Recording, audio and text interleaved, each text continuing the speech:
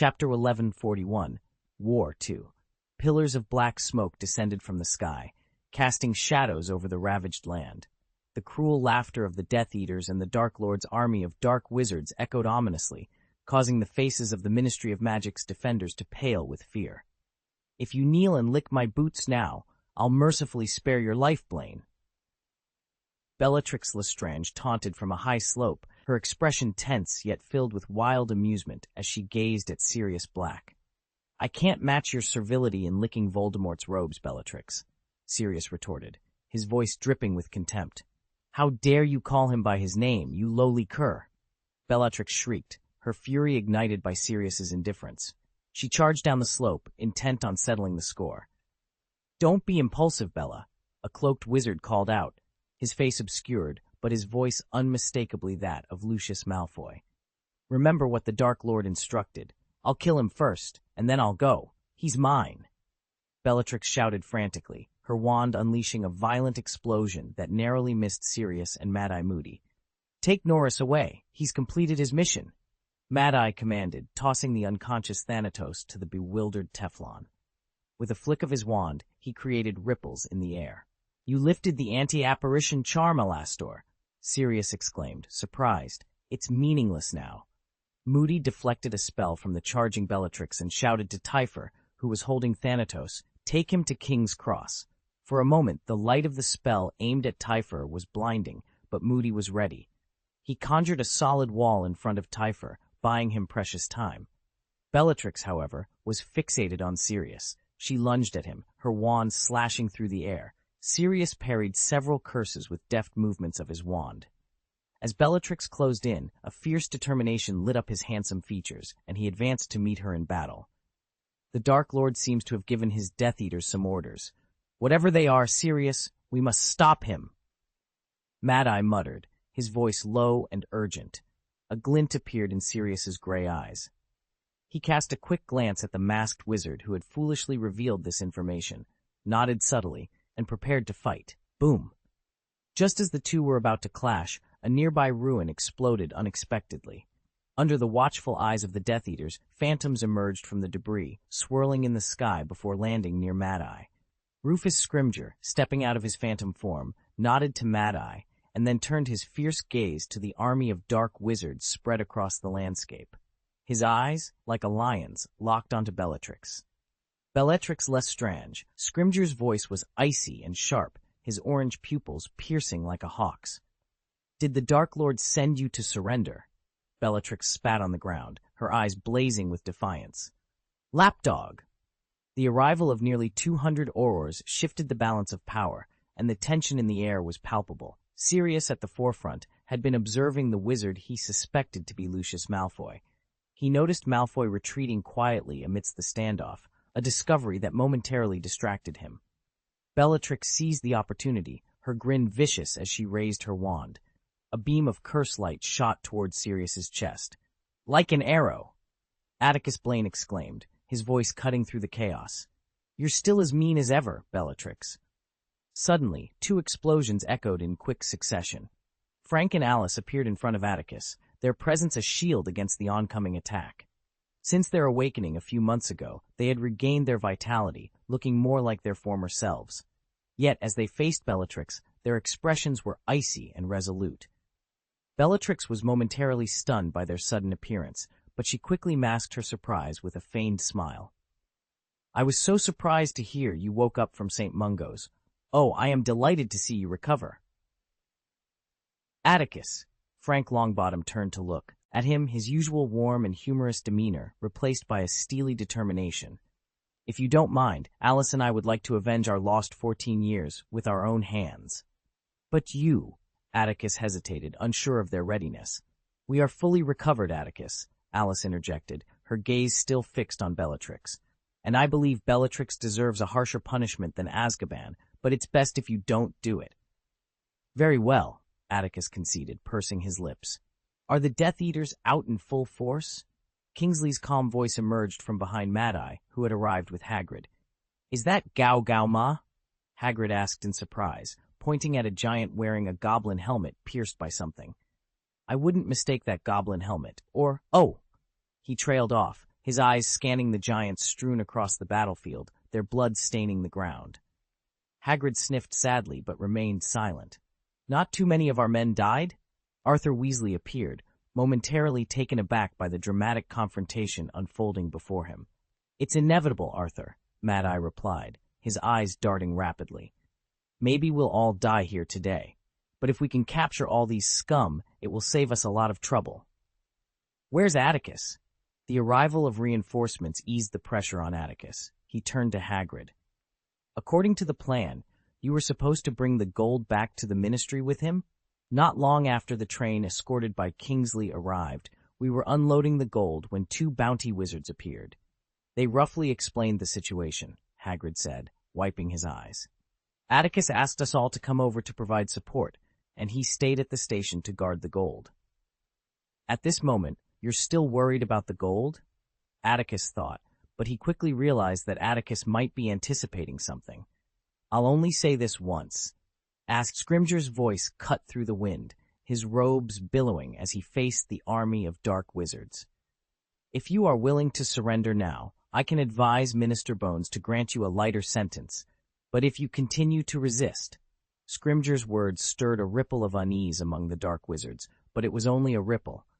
"In that case," Scrimgeour's expression hardened as he slowly raised his right hand.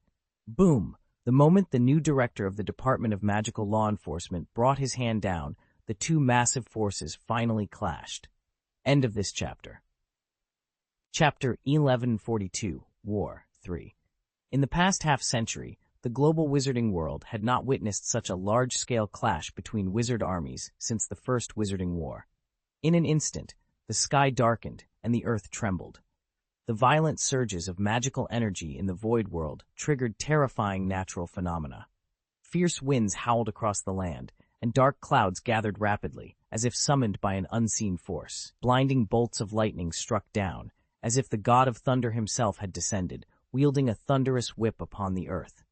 The cacophony of spell-induced explosions, the collapse of remaining structures, and the frenzied cries and anguished wails of wizards filled the air. Every second, someone was injured. Every second, someone perished. Severed limbs and broken bodies littered the ruins, and the relentless rain could not wash away the blood that stained the ground. Hagrid roared, charging towards the remaining giants. The loss of his kin pained him deeply, but what he could not bear was witnessing his own kind slaughtering wizards. Within the Ministry of Magic's forces, few wizards possessed the strength to defeat giants single-handedly. Yet the disparity between these mountain giants and the Titan skeletons mirrored the vast power gap between the half-giant Hagrid and the pure-blooded giants. His limited magic could not penetrate the giant's tough skin. Only his physical strength proved effective. With a mighty roar, Hagrid collided with a giant, the impact causing the massive creature to slide over 10 feet across the ground. However, the giant quickly regained its footing, seized Hagrid by the neck with both hands, and lifted him into the air with a roar. The intense suffocation clouded Hagrid's consciousness. His beetle-like black eyes rolled back, revealing the whites as he kicked desperately, unable to break free. Just as Hagrid was on the brink of death, Mad-Eye Moody, who had just incapacitated Old Knot, noticed Hagrid's plight. He swiftly leaped over a ravine and unleashed a green light from his wand. This time, learning from past mistakes, Mad-Eye cast 3 killing curses in quick succession, piercing the gloomy rain and striking the giant that was strangling Hagrid. With a thunderous crash, the giant fell, creating a deep mud pit. Hagrid, upon landing, began to retch violently. "Alastair, thank you very much," he gasped. "Be careful, Hagrid. They don't see you as one of their own," Moody shouted, his magical eye swiveling to spot Kingsley battling another giant. "Go help Kingsley, Hagrid," Alastair instructed, dodging several stray spells as he rushed towards another battlefield. Meanwhile, Sirius and Antonin Dolohov were locked in a fierce duel, their eyes blazing with hatred as they fought from the top of a slope to the bottom, each determined to kill the other. Mad-Eye's magical eye twitched, quickly locating them among the throng of combatants. With a flick of his wand, Alastair sent a dozen steel bars, twisting like serpents from a stone slab, piercing Dolohov's body. The vicious Death Eater staggered back, then retaliated by whipping his wand, causing Mad Eye's steel to melt in a shower of sparks. Seeing Dolohov temporarily repelled, Mad Eye grabbed Sirius, who was about to charge again. "I'll handle him, Sirius. Go see what Malfoy is up to," he ordered, pointing in the direction Sirius needed to go. "Oh, I'm going to kill him," Sirius grumbled, clearly displeased. "Why don't you go yourself, Alastor?" "Because my legs aren't as nimble as yours, idiot," Moody roared, shoving Sirius forward and tapping his wand in the air to cast a curse. The lights flickered ominously, causing Anthony Dolohov to panic. Sirius curled his lips in frustration, reluctantly abandoning Dolohov to follow Mad Eye's directive. "You cruel butcher, I'm going to settle accounts with you," he shouted as he dashed onto a flat cobblestone road. An angry roar echoed in his ears, and turning his head, Sirius saw Arthur, usually so mild-mannered, struggling to free himself from the mud, each step a laborious effort as he tried to reach Dolohov. With a sigh, Sirius pulled away. "You can't kill me. You can't kill me." Bellatrix's shrill laughter pierced the air, drawing Sirius's attention once more. The animosity between Frank and Alice and Bellatrix was nothing short of a blood feud.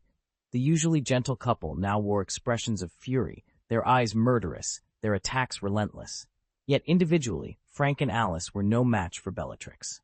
Years of lethargy had significantly weakened their magical abilities. Even together, they were only slightly more formidable than Bellatrix. Sirius longed to defy Mad Eye's orders and assist the Longbottoms, but he resisted the urge, turning instead to pursue Lucius Malfoy. Boom! The last giant on the battlefield crashed to the ground, bleeding profusely, thanks to the combined efforts of Kingsley and Hagrid. Hagrid, his body drenched in blood that the rain couldn't wash away, felt no triumph in his victory. Instead, he covered his face with his massive hands and wept bitterly. Kingsley was about to offer comfort when a scream diverted his attention.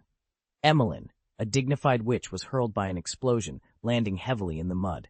In a flash of terrifying lightning, Kingsley saw her pale face and lifeless eyes, still open. Rage surged through him, shattering his usual calm. With a terrifying expression, he raised his wand and charged at Alecto and Amicus Caro, who were laughing heartily. Diagon Alley had become a bloody meat grinder, the battle raging on with ferocity. The army of dark wizards, led by the Death Eaters, lacked true loyalty to the Dark Lord.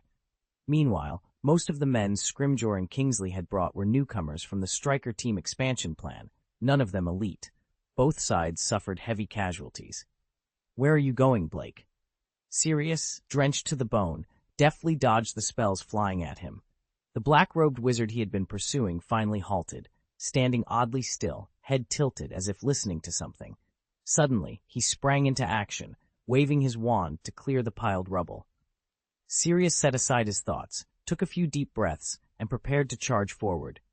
But just then, another black-robed wizard blocked his path. "Who are you?" Sirius demanded. "There's no point in telling your name to someone who's about to die," the Death Eater replied. Thus, a fierce battle ensued for Sirius. The cursed lights slicing through the rain were as bright as meteors. A curse grazed Sirius's shoulder, and blood immediately gushed from the wound. Fighting through the searing pain, Sirius leaned back and cast a spell that struck the man's mask. "Ha! Greengrass!" Sirius sneered upon seeing the man's face. He wanted to taunt him further, but the pain in his shoulder left him breathless, able only to gasp. Revealing his face meant exposure. Greengrass's elegant features twisted with rage. He was poised to end the life of the man who had tarnished his pure-blood family's honor, when suddenly a new adversary appeared. "You're in big trouble, Mr. Greengrass." Daedalus Digg wiped the rain from his face and shouted sharply. He tossed a bottle to Sirius. "Take care of your injuries first, Sirius." "Thanks, Daedalus." Sirius caught the glass bottle midair with one hand, pulled out the cork with his teeth, and poured the potion over his wound. The cool sensation immediately eased the pain. Sirius then raised his wand again, aiming it at his shoulder, and watched as the torn flesh began to knit itself back together. A cup, a golden cup. Just like a notebook. Who can stop it? Malfoy knew the Dark Lord was watching, and he slowly waved his wand, moving one stone after another, searching among the dark gold coins while anxiously waiting. "Hold still, Malfoy." Just as a cup with a finely crafted pure gold handle and a badger carved on it came into view, A threatening low voice sounded behind Malfoy, causing him to secretly breathe a sigh of relief. End of this chapter. Chapter 1143, War 4. At King's Cross Station, in the secluded unloading platform, Atticus Blaine had just bid farewell to Kingsley and the others as they hurried to the main platform. Professor McGonagall, who was preparing to join the battle against the Death Eaters, had been sent by Atticus to St. Mungo's Hospital for magical maladies and injuries. Turning away, he entered the control room of an empty train car filled with gold coins. Inside, Typhor was staring in shock at the flickering lights and shadows on a black screen. It displayed Diagon Alley, where forces from both sides were rapidly assembling. The oppressive sense of solemnity emanated from the screen. How about this? Isn't it fascinating? Atticus's sudden voice startled Typhor, who was engrossed in the scene. He jumped up from the sofa, raising his cane defensively, and looked in horror at the wizard who had entered the carriage. The wizard had sharp eyebrows and bright eyes, with a faint smile on his handsome face. It was Atticus Blaine. According to official information from the Ministry of Magic, this wizard was no more than 25 years old. His achievements were so remarkable that, in the world of magical civilization, only Albus Dumbledore could slightly surpass him. He was simply a prodigy. I have already, Typhor stammered, his fear evident. Don't worry. Atticus reassured him with a gentle wave and a smile. We are a team, aren't we? Typhor's tense lips twitched slightly, and a hint of surprise flickered in his heart. A rare magical genius, young and renowned, he had expected Atticus Blaine to be arrogant in private, yet, unexpectedly, he was quite down to earth. Stealing a glance at Atticus, Typhor noticed him looking at Thanatos, who lay on the sofa, with a peculiar smile that Typhor couldn't decipher. After a moment's hesitation, Typhor asked quietly, Thanatos, is he all right? Oh, he's fine, Atticus replied briskly. His magic power is just exhausted, and he needs some time to recuperate. The Titan skeleton was too much for him. Of course, he should go to St. Mungo's for a thorough examination. Typhor immediately understood Atticus's hint, and it was a task he was eager to undertake. Although Atticus had always been polite and approachable, the unintentional pressure he exuded was overwhelming. I'll take him there now, Typhor said, hurrying forward to lift the unconscious Thanatos. As he reached the door, the empty freight platform outside the train, devoid of any people, made Typhor pause. After a moment's hesitation, he turned to look at Atticus, who was watching them leave. I heard that the gold loaded on this train will be delivered to the Ministry of Magic, Typhor remarked. Not exactly, Atticus replied with a calm smile. Once the battle in Diagon Alley is over, this batch of gold will be relocated to Gringotts, the underground vault of the Ministry of Magic. Send the gold back? Typhor was surprised, but when his eyes met Atticus Blaine's deep, abyss-like purple eyes, he quickly collected his thoughts. Wisely, he asked no further questions, simply nodding before swiftly exiting the car. Atticus watched as Typhor carried Thanatos away through disapparation. Returning to the bar, Atticus picked up a wineglass, took a sip, and silently observed the two forces clashing. The death of Emmeline Vance did not affect him much. Many would perish in this war today. He calmly watched the enraged Kingsley charge forward to battle the Caro siblings. Before long, Alecto Caro was killed by Kingsley, though he himself lost a leg. It was unfortunate. The position of head of the Auror office seemed as cursed as that of the Defense Against the Dark Arts professor. People who hold this position often face issues with their legs and feet. Alecus Caro let out a heart-wrenching scream and charged forward, intent on killing Kingsley, who had lost his ability to fight. Fortunately, Hagrid emerged from his grief just in time to stop her. Kingsley was then swiftly taken away from the battlefield by a Ministry striker, Atticus Blaine. He also witnessed Arthur and Alastor teaming up against Antonius Dolohov. Amidst the flying mud, Arthur's curse struck Dolohov in the chest. The cruel expression on Dolohov's face froze, and the defiant light in his eyes quickly faded.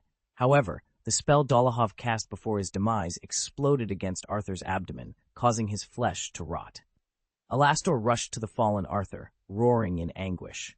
Another striker, engaged in battle with a nearby dark wizard, soon arrived and whisked Arthur away from the chaos. Atticus also observed the desperate struggle between the Longbottoms and Bellatrix. He remained unmoved by the departure of Arthur and Kingsley, but when he saw Bellatrix being forced onto the defensive by the Longbottoms, his brow furrowed slightly, and his grip on his wine-glass tightened.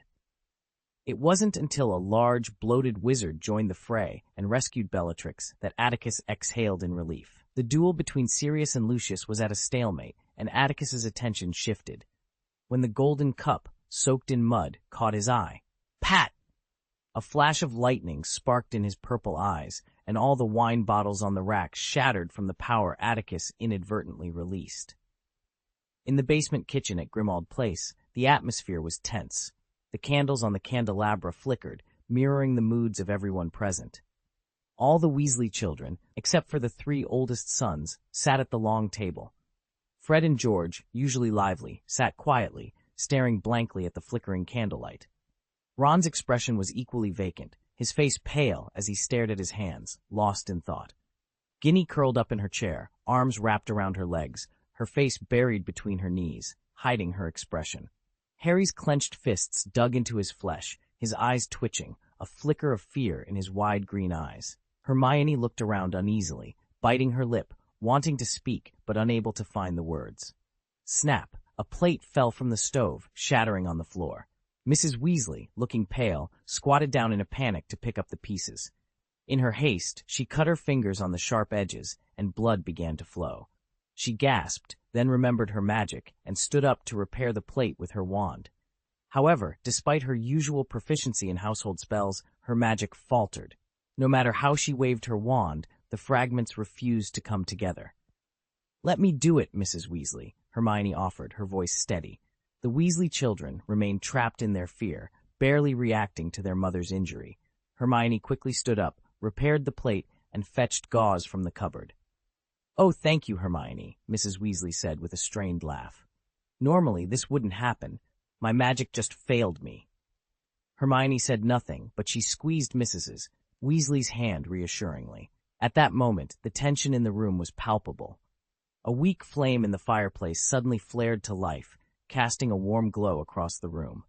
The children, who had been frozen in place, sprang back to life. They pushed their chairs aside and stared in astonishment at a letter that emerged from the flames. "It's a letter from the Ministry," George managed to say, his voice dry and strained. "I saw the Ministry's stamp." Harry rose from his chair, his eyes fixed on the letter hovering above them. His expression was a mix of longing and apprehension. "Arthur Weasley is seriously injured and has been taken to St. Mungo's Hospital for magical maladies and injuries.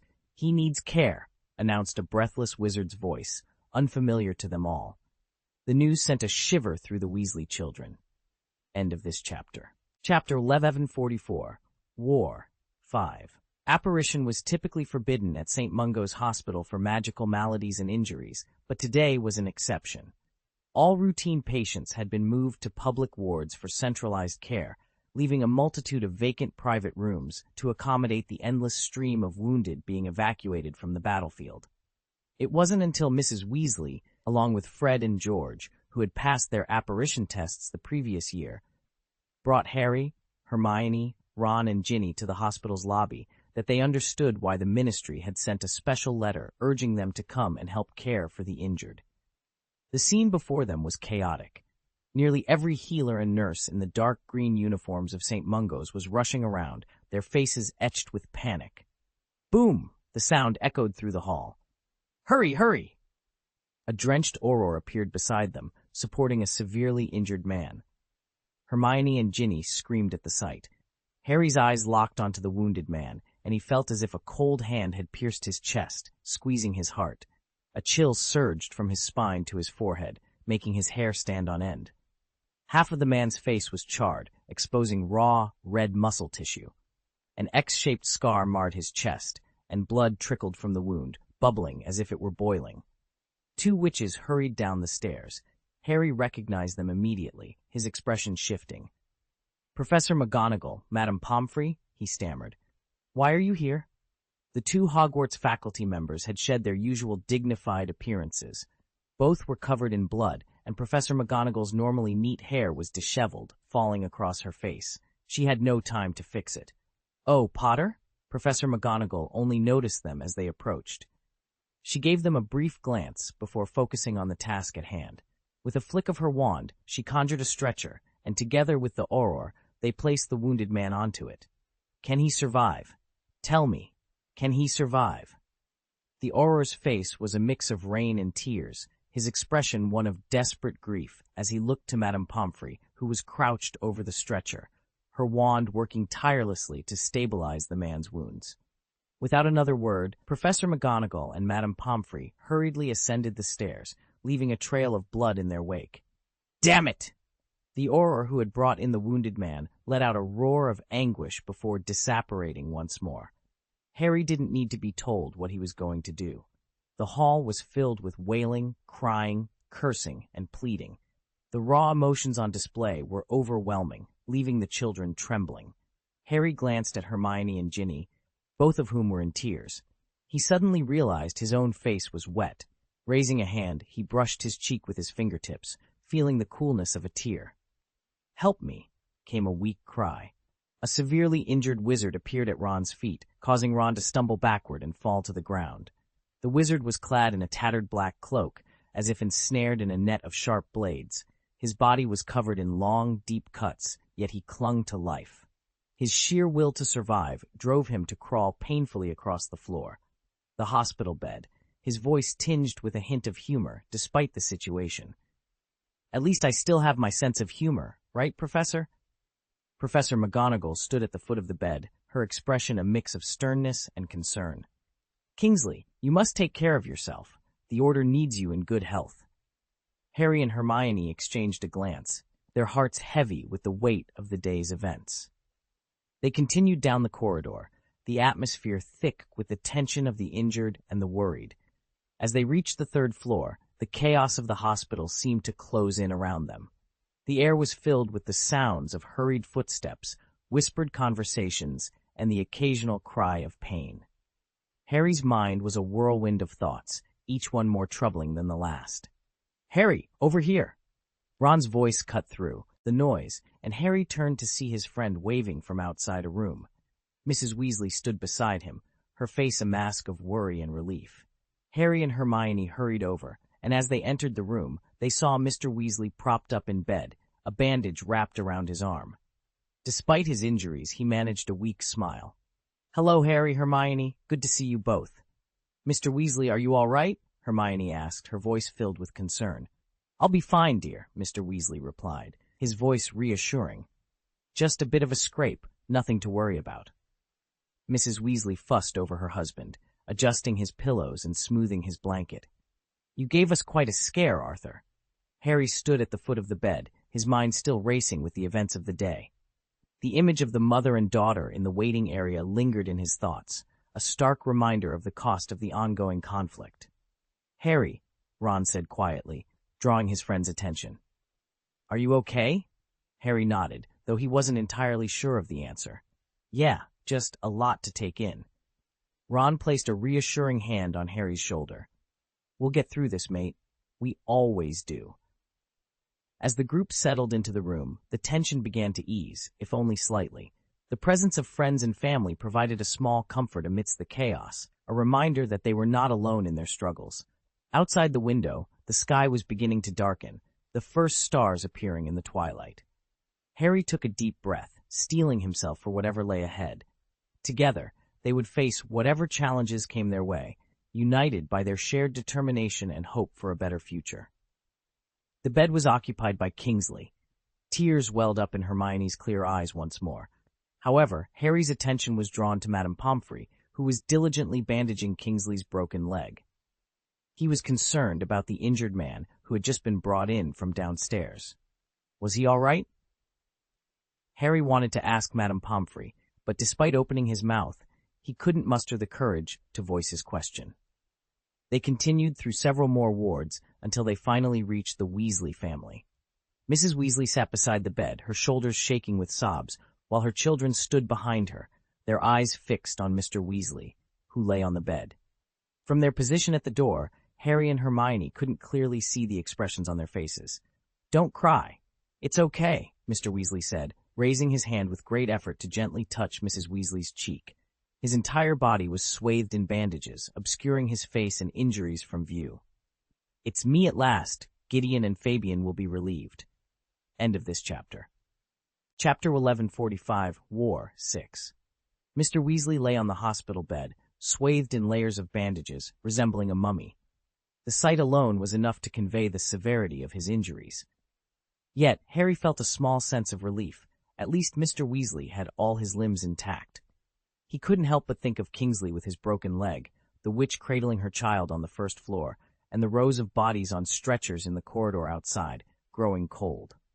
The brutal reality of war was starkly evident to these young wizards, still in school. Surviving the battlefield was a stroke of luck. However, the Weasley children were far from feeling relieved. Ginny leaned into Fred's arms, sobbing softly. George stood by their father's bedside, his lips quivering. "Are there any parts missing, Dad?" he asked. "Oh, I'm not sure," Mr. Weasley replied with a strained smile. "It seems a spell flew past my ear. Maybe it left a hole." George seemed on the verge of making a joke, but the corners of his forced smile betrayed his tears. Ron, too, wanted to speak, but words failed him. "Cheer up, children," Mr. Weasley urged, trying to lift their spirits despite the somber mood. "I bet the ministry will cover the medical expenses and maybe even raise my salary. I've heard rumors." "Stop it, Arthur," Mrs. Weasley interjected, her voice thick with emotion. "You need to rest. Everything will be fine." "Of course," Mr. Ray Weasley replied gently. "You're right, Molly. I do feel a bit tired." Harry knew he shouldn't disturb Mr. Weasley's rest, but the fear gnawing at him was too intense to ignore. "Mr. Weasley," he began, stepping forward. Ron's reproachful look made him feel guilty, but he pressed on. Have you seen? You want to ask about Sirius, right, Harry?" Mr. Weasley, ever perceptive, finished the question for him. "I don't know. I did see him while I was fighting Antonius Dolokhov. He seemed to be chasing someone." "Who was he chasing?" Harry's heart pounded in his chest. This answer opened up too many possibilities. Was Sirius alive or dead? The uncertainty was driving Harry to the brink of madness. Hermione gently tugged at Harry's sleeve, signaling with her eyes.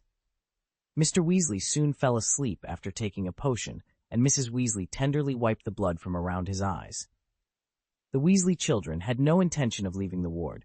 They planned to stay with their father until he awoke again. "Let's go, Harry," Hermione whispered. "Let them have some time alone." The two of them quietly exited the ward, and Hermione gently closed the door, leaving Ron and his family in peace.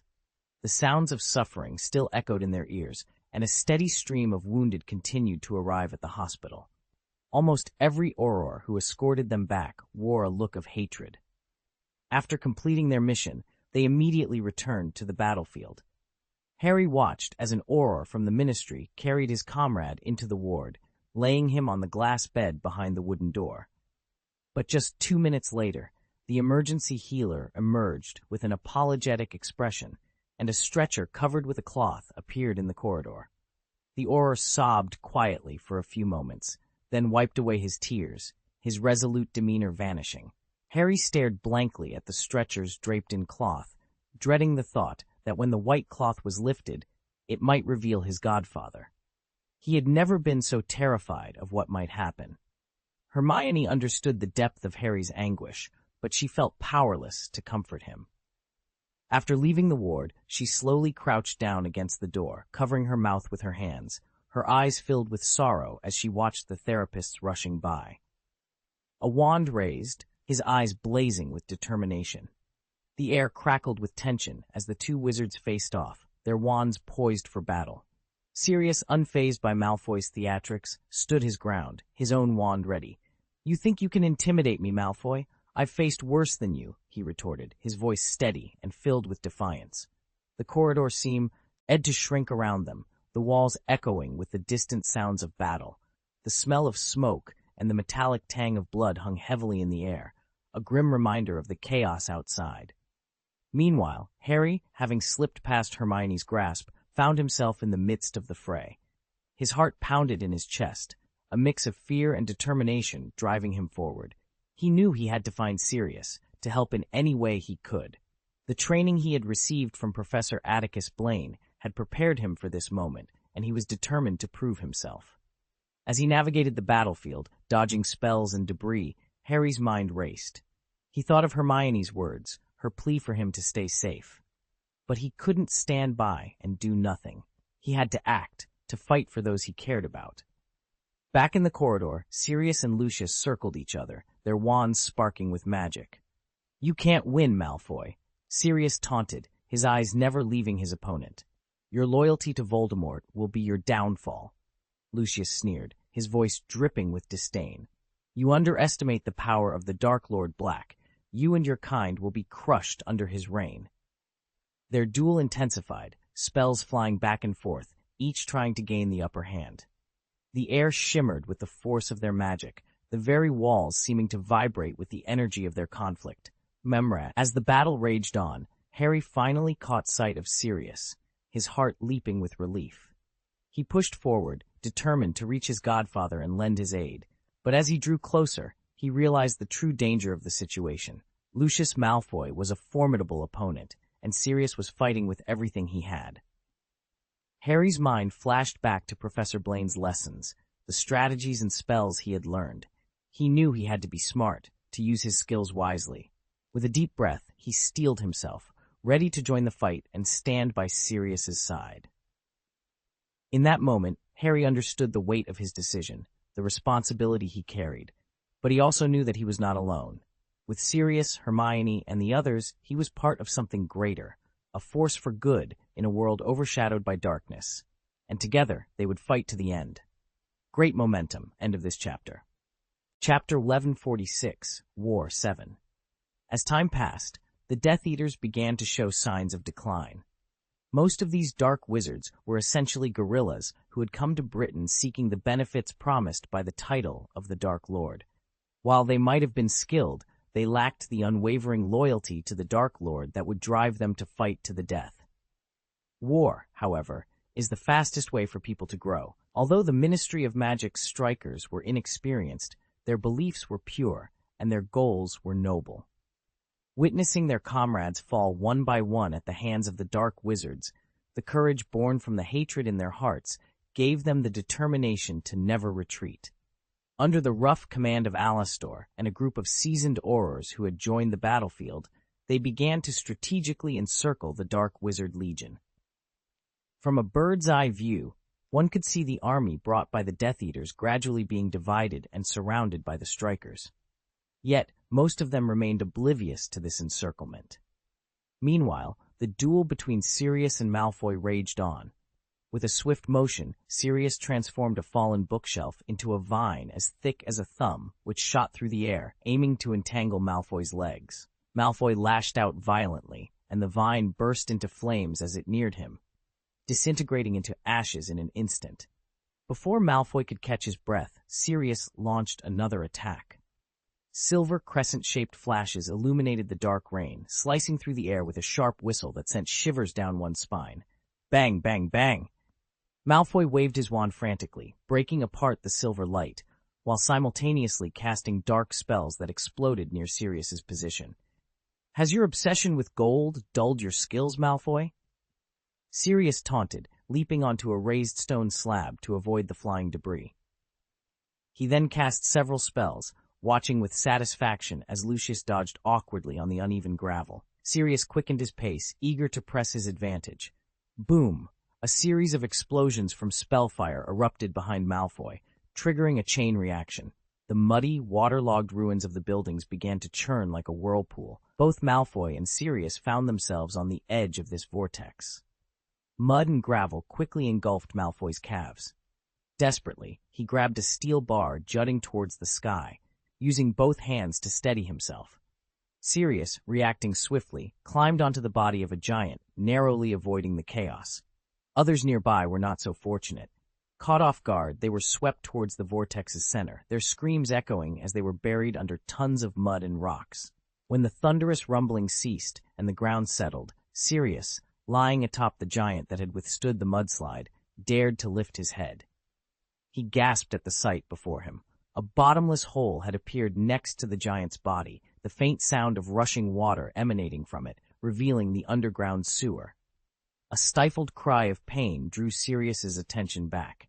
He looked to the other side of the pit's edge.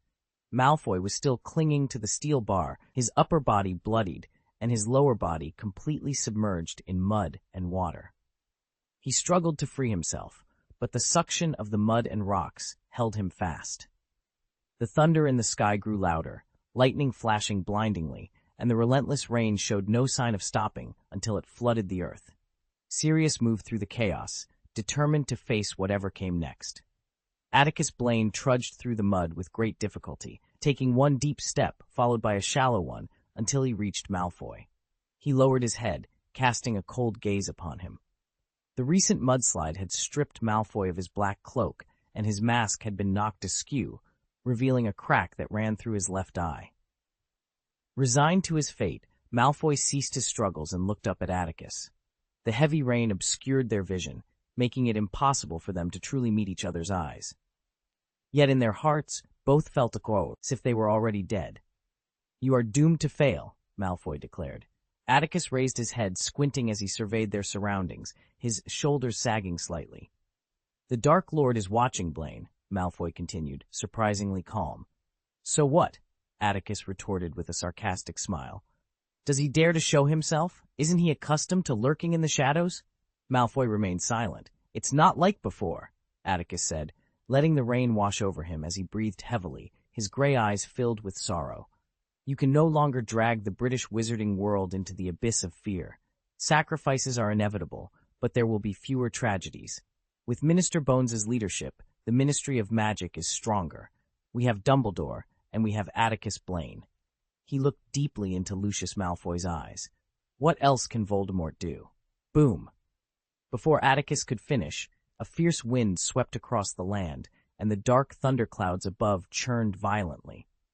Under the terrifying flashes of lightning, a monstrous face emerged in the clouds, casting the world into darkness. The howling wind carried angry roars and anguished wails. The enormous face, large enough to overshadow all of Diagon Alley, descended upon the earth like a demon, wielding power as formidable as the heavens themselves.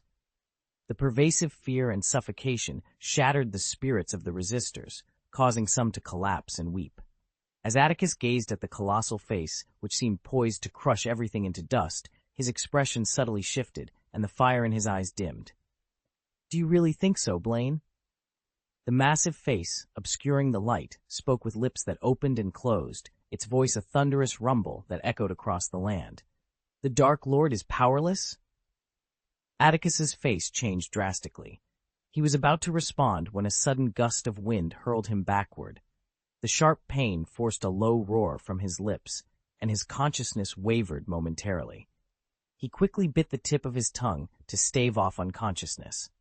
Regaining his senses, he looked down at his body and smiled grimly. His shoulder blades were impaled by spikes protruding from the rocks behind him, and his legs were similarly pierced. Blood flowed in rivulets, mingling with the mud below. Perhaps to prolong his suffering, Voldemort had spared his internal organs, but death loomed near. "Tell me, Blaine." The thunder roared, and the giant face of dark clouds and lightning bellowed continuously. "Do you truly believe the Dark Lord is powerless?" The pain was relentless, rendering Atticus speechless. Yet he forced a smile, raised his trembling forearm, and defiantly gave the giant face in the sky a middle finger. The earth shook with a deafening roar, and onlookers watched in terror. A beam of pale green light shot from the eyes of the godlike visage, hurtling toward Atticus, who seemed as insignificant as a speck of dust.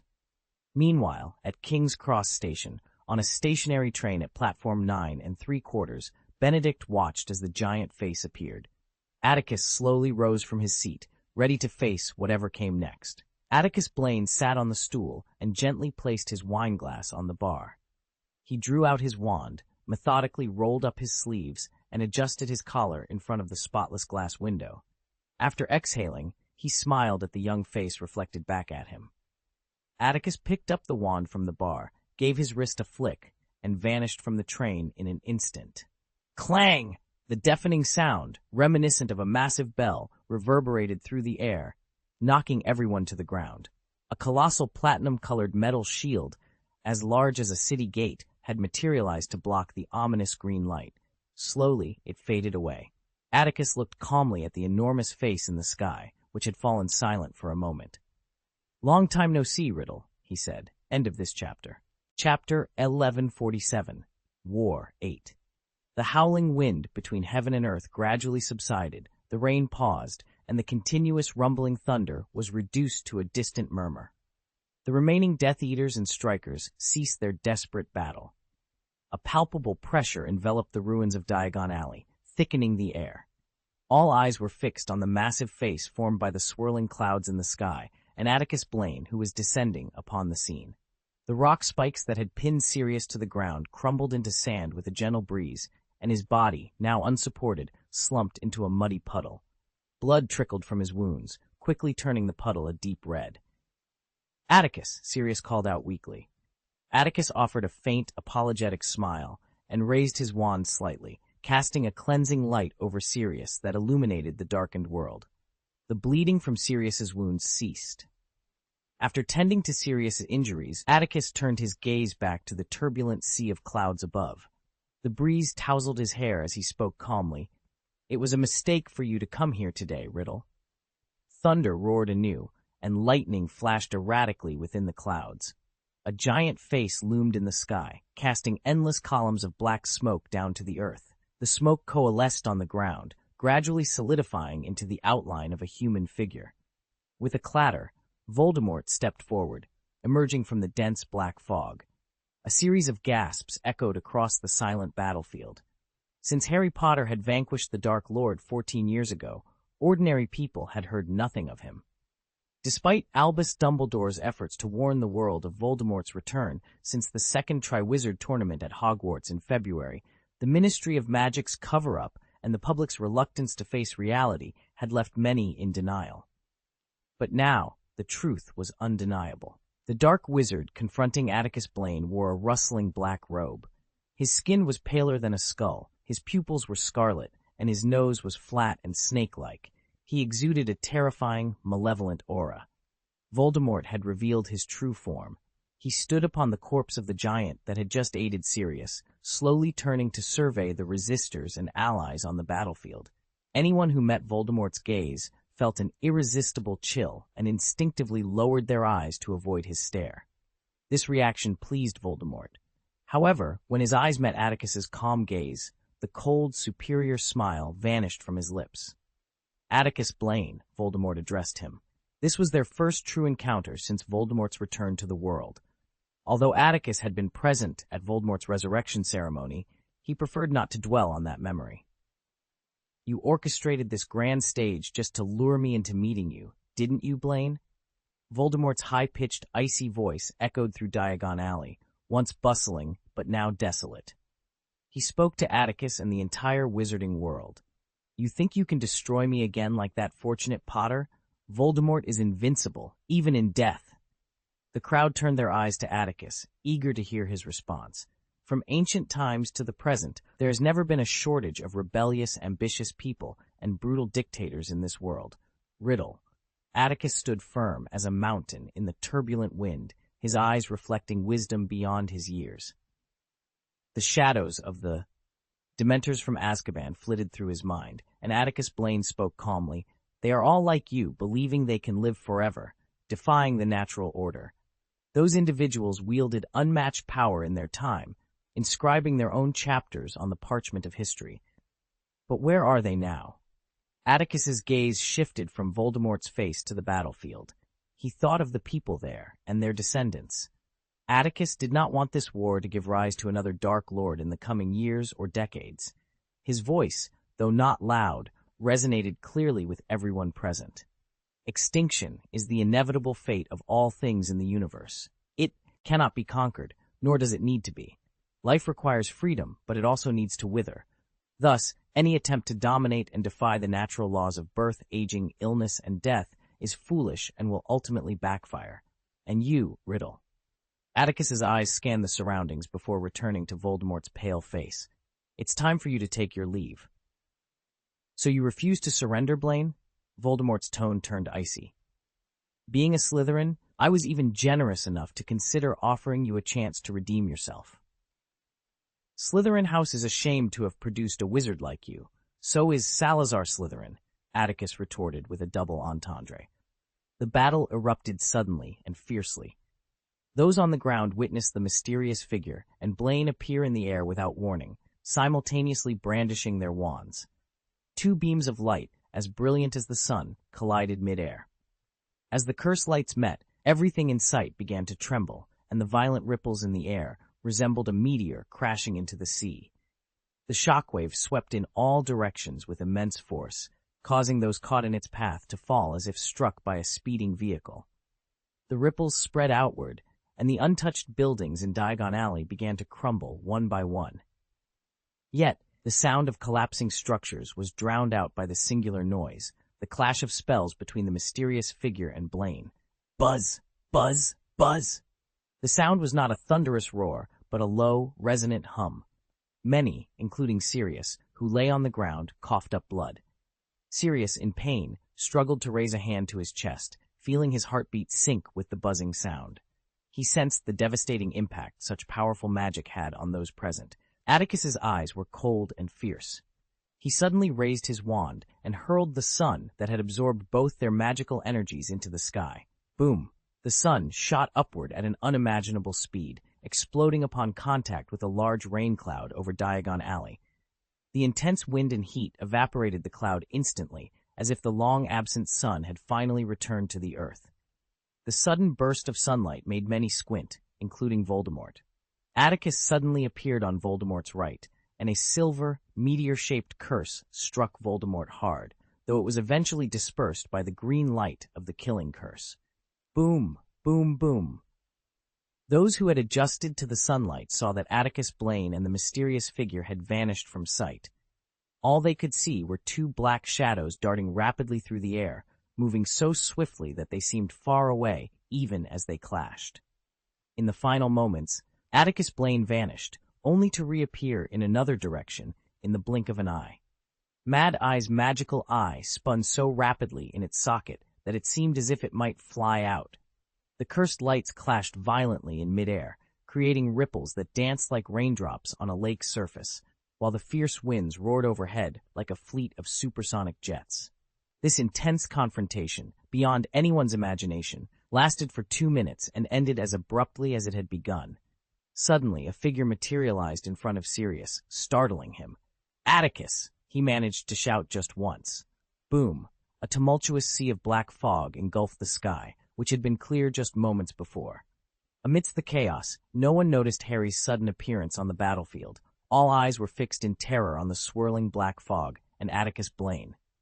"Breathe," Atticus muttered, his expression grim. He inhaled deeply and exhaled a stream of hot white smoke. In the next instant, golden flames erupted around him, enveloping him completely. End of this chapter. Chapter 1148, War 9. On this day, those who had missed last year's Quidditch World Cup were finally granted the chance to witness the sun that dominates the earth descend once more.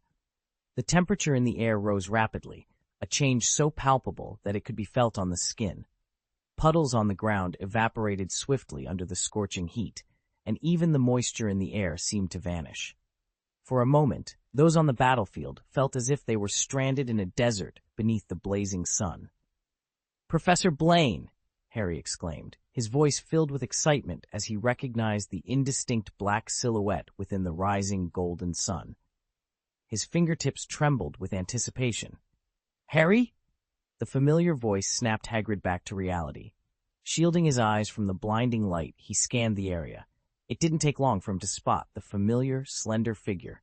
Realizing the potential danger, Hagrid quickly clamped his mouth shut. Diagon Alley was no longer the bustling, safe commercial street it once was. If Harry were noticed by the Death Eaters or the mysterious man, his life would be in grave danger. Shocked and angry, Hagrid rushed over without a word. Fortunately, the crowd was more captivated by the strange phenomenon in the sky than by him. "Why are you here, Harry?"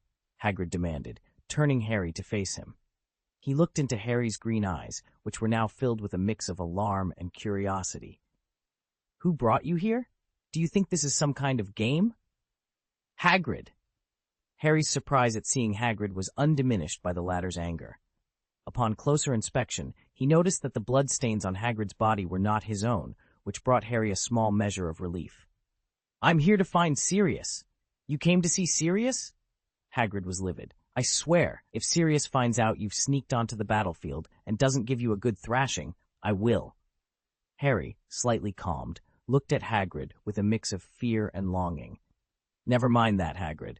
Have you seen Sirius? Is he? He's still alive. Hagrid interrupted, softening at Harry's relieved expression. The environment was too perilous for prolonged discussion. Where's your invisibility cloak, Harry? Do you have it with you? Harry's expression gave Hagrid the answer he needed. Just as Hagrid was about to tuck the reckless boy into his coat, a calm yet commanding voice echoed across the battlefield. Everyone, get away as soon as possible. Atticus Blaine's voice emanated from the sun, which hung suspended in the air amidst a roaring sea of black fog, radiating boundless light and heat. The wizards, jolted by the warning, quickly realized the gravity of the situation. The duel between Atticus Blaine and Vitia Cleona had already obliterated the grand stadium that the Ministry of Magic had spent over half a year constructing, a venue capable of seating 100,000 spectators. Continuing the fight here would mean certain death in the aftermath of the clash between the two most powerful wizards in the world. Don't run, you despicable scum! Mad-Eye Moody cursed loudly as the dark wizards used apparition to flee the battlefield. Yet, he knew the priority was for Atticus to stop the mysterious man. Otherwise, none of the Ministry or the Order of the Phoenix would survive. Everyone, evacuate immediately. Alastor Moody bellowed, his voice hoarse as he amplified it with his wand over the howling fiery winds. No matter how reluctant, there was no point in staying to die needlessly. The Ministry of Magic's enforcers swiftly began searching for injured comrades and those who had fallen, evacuating them with haste. But not everyone left the battlefield. The Order of the Phoenix, of those gathered, the loyal Death Eaters, along with Atticus Blaine, remained steadfast. They apparated to the outskirts of Diagon Alley, observing the battle from a safe distance. I'm here to help you, Master. Bellatrix, drenched in sweat, defied the chaos around her. Her face was a mask of madness, her eyes brimming with fervent devotion. Avada Kedavra, Vra, she cried, raising her arm with great effort and casting a killing curse at the sun itself. The curse vanished instantly upon contact with the sun's edge, like a droplet sizzling on a hot iron. Strangely, Atticus Blaine merely shifted his gaze, choosing not to reprimand the audacious Bellatrix. Sirius. Amidst the mass evacuation of wizards, Sirius stood out, repeatedly attempting to rise, but collapsing each time. Harry spotted him immediately and, seizing a moment when Hagrid was distracted, slipped away, braving the wind like Bellatrix. Blast it, Hagrid bellowed, charging forward with reckless abandon. You're courting death! Alastor, having just ordered the strikers to retreat, witnessed the scene and was incensed. In a flash, he appeared beside Sirius, then swiftly positioned himself in front of Harry and Hagrid. Harry Potter! Bellatrix's shrill scream pierced the air as she spotted Harry on the deserted battlefield. Suddenly, a thunderous crack erupted from the black fog overhead, and a lightning bolt descended with blinding speed. Atticus raised his arm, unleashing a stream of golden fire that dispersed the lightning. Alastor, initially intent on escaping with the others, hesitated upon seeing the exhausted Bellatrix nearby. Should he seize this chance to eliminate the Death Eater? With Atticus holding off the dark forces, perhaps he and Hagrid could succeed. Yet Atticus's commanding voice echoed from above, urging them to leave. Reluctantly, Alastor glared at Bellatrix before whisking Hagrid, Harry, and Sirius away to the edge of the ruins and wilderness. Harry! Sirius exclaimed, bewildered by Harry's unexpected presence. Why are you here? A deafening roar diverted everyone's attention. Many gasped at the sight, realizing that Mr. Madison Blaine had been too cautious in his efforts to avoid collateral damage. As the battlefield lay devoid of life, the sun hovering over the ruins began to expand. Streams of golden fire, like solar flares, separated from the sun, tracing twisted arcs before returning. These fiery streams possessed unimaginable heat, vaporizing the ground upon contact without leaving a trace of lava. The fiery winds intensified, stripping away layers of earth and evaporating underground rivers before they could surface. Those in the rice fields retreated further, erecting magical shields for protection. The purple hue in Atticus's eyes faded, revealing his original brown pupils as he gazed skyward with a grave expression. The sea of black fog remained ominously dark, the golden flames unable to penetrate the vast expanse. From within the clouds came terrifying, ferocious howls, leaving everyone breathless with awe. In the midst of the crowd, the golden sun, adorned with several distorted coronas, began to move once more. Initially, it ascended slowly into the sky, but with each passing breath, its speed increased rapidly. Eventually, amidst the howling, malevolent wind, the sun transformed into a golden meteor. It trailed a magnificent tail of flames, charging with unstoppable force as it plunged into the black sea of clouds. End of this chapter. Chapter 1149. War. Conclusion. When the sun collided with the sea of black fog, it was as if it had entered an endless underworld. The air was filled with mournful wails, and the darkness of the dense fog was so profound that even Atticus Blaine's sight could not pierce through it. His spirit reached out, sensing a seemingly infinite world. Atticus frowned, feeling a slight discomfort. The black fog that obscured his vision was a blend of Voldemort's malevolent magic, his cruel and violent thoughts, and the lingering resentment of the creatures he had slain. Atticus had encountered similar evil forces before. In New York, a vampire had enslaved the tormented souls of those who had died tragically, leaving them to wander the earth. However, its magic was not as potent or violent as Voldemort's, and the hatred in those souls was not as deep as that of Voldemort's victims. Unfortunately, not all of those thousands were wizards. Atticus's spiritual world reflected countless magical creatures. His mind flashed back to the black lake in the cave he had destroyed, the one that had contained the fake locket.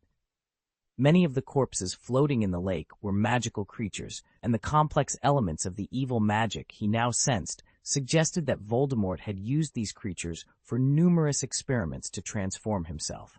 It was madness, audacity, and luck combined.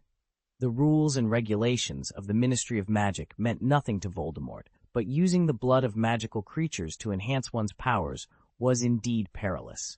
Even wizards with deep knowledge of the dark arts had to be extremely cautious to avoid corrupting their own spirits and magic. Voldemort must have conducted such experiments countless times. Surviving them all, Atticus had to acknowledge him as a child of destiny. Of course, this could also be attributed to the Horcruxes.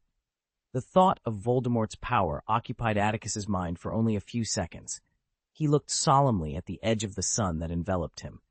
The flickering golden flames were silently tainted by the black mist. Black lines like veins clung to the flames and did not vanish even as the flames evaporated and the magic dissipated. Instead, they slowly eroded toward the center. A fierce determination flashed in Atticus's brown eyes, and an unparalleled surge of magic erupted like a flood. "What is that?" Suddenly, figures appeared in the fields, rustling in the strong wind. They were escorting Remus and others on the second train. Feeling the heavy pressure descending from the sky, they looked at the sea of black fog churning above, the chilling howls, and the golden sun struggling within the black mist. Remus's eyes were filled with fear. Atticus and Voldemort. Sirius's gaze never left the battlefield in the sky, his face tense. This was a battle in a completely different dimension, one they could not interfere with. They had to win. Sirius's eyes burned with determination as he shouted silently in his heart. Boom! Under the full force of magic, the flaming peaks on the sun's edge turned into needles, and dazzling thunder clashed with the black fog, tearing through the distorted space. The black fog's expanse shrank rapidly. Both the members of the Order of the Phoenix and the Death Eaters noticed this, but their reactions were vastly different. However, Atticus, who was causing these changes, was not as relaxed as Sirius and the others. In mere seconds, sweat covered his brow, of the giant face, but he quickly regained his composure. The battlefield was a chaotic symphony of magic and destruction, with the air thick with tension and the acrid scent of burning earth. Atticus Blaine, standing amidst the turmoil, felt the weight of his decisions pressing heavily upon him. The sea of black fog, once vast and menacing, was now rapidly diminishing under his relentless assault. Yet, Atticus knew that his own reserves were depleting at an alarming rate. A wizard's magic power, after all, is finite and drawn from within. Despite possessing a soul more powerful and unblemished, and Voldemort's, Atticus found himself unable to gain the upper hand in this fierce contest of magical might. Both combatants were still some distance from reaching their limits, but Atticus was acutely aware that he would be the first to falter if the battle continued unabated. Voldemort, too, understood the stakes and was actively condensing the black fog to concentrate his magic power, increasing the pressure on Atticus. Faced with this mounting challenge, Atticus considered his options. Among the 3 backup plans he had devised, which should he employ first? A rare flicker of hesitation crossed his usually steady gaze. The legacy left by Slytherin had guided him thus far, offering a path to greater power. However, his understanding of this ancient magic was still rudimentary, and his crude attempts at replication were ill-suited for a duel where a single misstep could prove fatal. In the pocket of Atticus's robe, a glass bottle glowed with a pure white light, barely visible through the fabric. He focused his gaze through the dissipating black fog, contemplating its use. After a moment's reflection, he dismissed the idea. It was not yet the right time. With only one option remaining, Atticus steeled himself. His objective had never been to kill Voldemort outright. That was impossible until the Horcruxes were destroyed. From the outset, he had aimed to severely wound Voldemort. The next best outcome would be to defeat him, and failing that, to drive him away, even if it meant sustaining serious injuries himself. Yet, there was one crucial task that had to be accomplished today, a goal that accounted for 40% of his reason for initiating this confrontation. "What's wrong, Blaine?" Voldemort's voice cut through the chaos, his body suspended in the dense black mist. Only a faint golden light was visible through the darkness. A smug, ferocious smile played across his features as he taunted Atticus, his high-pitched voice echoing with the thunder, reverberating across the battlefield. "Is this all you are capable of?" As Voldemort's taunt lingered in the air, Atticus suddenly widened his eyes and let out a powerful roar. The sun-like aura surrounding him shattered into countless fragments, unleashing a violent force that dispersed the black fog. Golden meteors streaked across the sky, their brilliant tails illuminating the heavens as they descended to the earth. Where they landed, the ground melted, leaving behind large craters.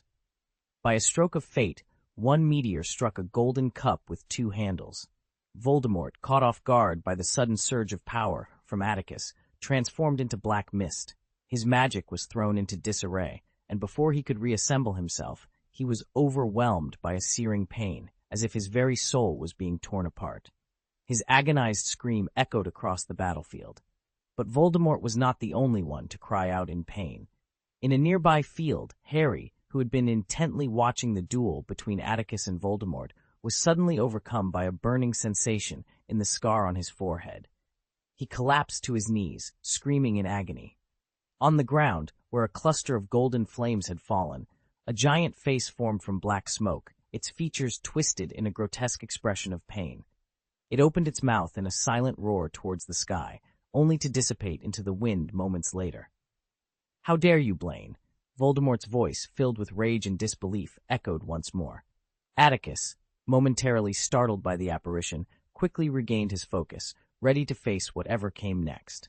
Atticus Blaine gazed in horror at the grotesque giant face before him, his eyes wide with shock. As the terrifying visage slowly dissipated, Atticus turned to Voldemort, his expression a mix of doubt and amazement. "What was that?" he exclaimed. Voldemort, having reverted to his true form, regarded Atticus with a cold, deep-seated hatred. Yet despite the intensity of his emotions, he chose to remain silent, wisely keeping his thoughts to himself. End of chapter. Chapter 1150, Natural Rival. As the black smoke dissipated into the crimson sky, Voldemort seethed with a fury that threatened to consume him. The Horcrux, his most treasured possession, was gone. It was the linchpin of his conquest over death, the cornerstone of his immortality. Yet, despite the tempest of rage within him, Voldemort maintained a cold, inscrutable facade, his brow furrowed in contemplation as he regarded Atticus Blaine. Could Blaine possibly know about the Horcruxes? The thought flitted through Voldemort's mind, only to be dismissed immediately. Impossible. If Atticus knew of the Horcruxes, he wouldn't have uttered such nonsense about everything eventually withering and no one being exempt. Moreover, if he were aware, he would surely be tempted by the allure of eternal life, and would have attempted to create a Horcrux himself. He would recognize it, not appear so bewildered. On the other hand, there was a minuscule chance that Albus Dumbledore, that antiquated relic who had spent over a century at Hogwarts, might still view Horcruxes as malevolent creations and shun them, despite knowing of their existence. Voldemort watched helplessly as his precious Horcrux was obliterated. The psychological and magical agony he endured was second only to the torment he experienced when the killing curse rebounded upon him, courtesy of Harry Potter, 14 years prior. The intense physical and mental trauma caused an involuntary twitch in Voldemort's eyes. He realized he couldn't afford to linger in this quagmire of confusion. The Horcrux he had hidden in Bellatrix's vault had been inadvertently destroyed by Blaine's fire. Remaining here served no purpose. If Dumbledore, stationed at the Ministry of Magic, arrived unexpectedly, and with Atticus Blaine still possessing some strength, Voldemort knew he faced a formidable challenge. A flicker of calculation passed through Voldemort's scarlet, snake-like eyes as he glanced towards the fields beyond the ruins. Weighing his options, he masked his turmoil with a veneer of composure, while Atticus wore a different expression altogether. Would Voldemort notice? Atticus was unusually tense. Last year, when he and Dumbledore had destroyed the locket, they had speculated whether Voldemort might entrust his other Horcruxes, beyond the diary and the locket, to his most loyal Death Eaters. If so, who would be the recipients, and where would these trusted followers conceal the Horcruxes? Gringotts, as the most secure repository for valuable treasures, had been a prime suspect for Atticus. Thus, when Voldemort was resurrected, and a mass breakout from Azkaban seemed inevitable, Atticus remained silent, biding his time. He needed a legitimate pretext to access the vaults of the Death Eaters imprisoned in Azkaban to ascertain if any of Voldemort's Horcruxes were hidden within. On the day he announced this punitive measure, the searing pain in Harry's scar and the visions Harry experienced confirmed Atticus's suspicions. Horcruxes were indeed concealed beneath Gringotts. Just days ago, Malfoy and other Death Eaters, along with the disguised Bellatrix Lestrange, had inadvertently revealed the precise location of the Horcrux. However, Atticus exercised restraint, refraining from immediately opening Bellatrix's vault. He needed to orchestrate the event as an unfortunate accident. If Voldemort... Atticus Blaine realized that he had destroyed the Horcruxes in the vault of his own volition, and this could lead to significant trouble. Would Voldemort notice? When Atticus suggested to Amelia that the vault in Gringotts be used to restrain the escaped Death Eaters, Dumbledore immediately understood his true purpose. "I don't think he would suspect it, Atticus," Dumbledore said cautiously after some deep thought during their private discussion. "Or perhaps Tom might harbor a slight doubt, but he'll convince himself that the notion of you plotting against his Horcruxes is absurd." Dumbledore looked at Atticus, who was listening intently to his advice, and continued solemnly, "When you destroy that Horcrux, Atticus, you must act flawlessly. You cannot let Tom see that your magic is aimed at his Horcrux. You know the consequences if your intentions are exposed." Atticus nodded, leaned back on the sofa, and sighed softly. "Don't worry, Headmaster Dumbledore. I'm quite adept at acting." A difference in thought could lead to two entirely different outcomes. If Voldemort showed any sign of having figured something out, Atticus's heart was filled with awe. Then, Dumbledore would appear immediately. Even if it came at a great cost, the two of them would trap Voldemort first. Looking into Atticus Blaine's eyes, Voldemort felt a slight unease upon seeing the doubt in them, which oddly satisfied him. "It seems you are not as confident as you appear, Blaine," Voldemort said with a cold smile. "Since you realize you have no chance of defeating me, I am willing to give you another opportunity, provided you are willing to surrender." "If I must surrender anything, Riddle," Atticus replied solemnly, using Voldemort's former name, which made him look sinister once more, "I will only obey my heart." Despite the tension, Atticus felt a sense of relief. Voldemort had no suspicion that the damage to his Horcrux was the result of conspiracy and calculation. "I am disappointed," Voldemort said, his black robe rustling in the wind as his eyes, devoid of warmth, stared grimly at Atticus. "I thought you were smarter than those fools. If that's the case, then—" As his voice grew more pronounced, Voldemort slowly raised the arm holding his staff. Boom! In the next instant, Voldemort vanished from Atticus's sight. In a split second, many thoughts raced through Atticus's mind, finally settling on the most likely one, Harry. He suddenly turned around, his sharp gaze fixed on the rice fields outside the ruins, where a group of small black dots, including Sirius and others, were gathered. Atticus took a step forward, ready to follow, but just before his body disappeared into the void, he hesitated for a moment. Harry suddenly fell to his knees and screamed, leaving the members of the Order of the Phoenix at a loss. Only Sirius and Remus reacted immediately. "What's wrong with you, Harry?" Sirius asked, squatting down to support Harry's back. He could feel with his palms that in just a few seconds, Harry's entire body was drenched in cold sweat. "Is it your scar again?" Remus asked, his voice filled with concern. However, Harry couldn't respond to Sirius and Remus's concern. Large drops of sweat fell as Harry's teeth ground together, his fingers digging into the soil. His body shook violently, and wave after wave of excruciating pain tore at his consciousness, threatening to plunge his blurred vision into complete darkness. Boom! A heavy pressure suddenly descended upon everyone, like a mountain pressing down on their hearts, rendering them immobile. Harry Potter, lying on the ground and wailing, caught Voldemort's attention as he appeared above the heads of the Order of the Phoenix members. His eyes flickered slightly, but he had no time to delay. He raised his arm and swung it down. The green light emanating from the tip of the wand filled everyone with despair. In this critical moment, as life hung in the balance, Harry, still kneeling with his hands pressed into the dark soil, suddenly raised his right hand, clutching his wand. Without even glancing upward, he aimed it precisely at the Dark Lord, who hovered in the sky with a cold, satisfied expression. With a whoosh, a soft golden-red light burst forth from the tip of Harry's wand. Though it was not as blinding or intense as the flames conjured by Atticus Blaine, the golden-red wave swept across the sky with ease, obliterating the approaching green light. In an instant, it engulfed the Dark Lord, who stood suspended in the air. As the golden-red light gradually faded, the Dark Lord's terrified roar echoed briefly before he vanished completely from sight. End of this chapter. Chapter 1151 is complete. Voldemort's horrified roar finally made Harry look up. He saw his wand emitting a soft golden-red light, warm and vibrant, as beautiful as the clouds at sunset. When Voldemort vanished from sight, Harry ceased his display of power. The light that had shot from his wand rolled back into the sky, forming a mist as brilliant as a laser for a moment before dissipating in the gentle breeze. Harry blinked in confusion. Had his magic just driven out Voldemort? He glanced at Sirius, who, like Remus, stood with his mouth agape, eyes wide in shock. Alastor, Tonks, Bill, and others all gazed at Harry with newfound respect. The power and difficulty of the mysterious man were well known. Even though Atticus Blaine had tried his best and managed to compete with him, he had never shown signs of overwhelming him. Yet Harry's magic had sent Voldemort fleeing in panic. Boom!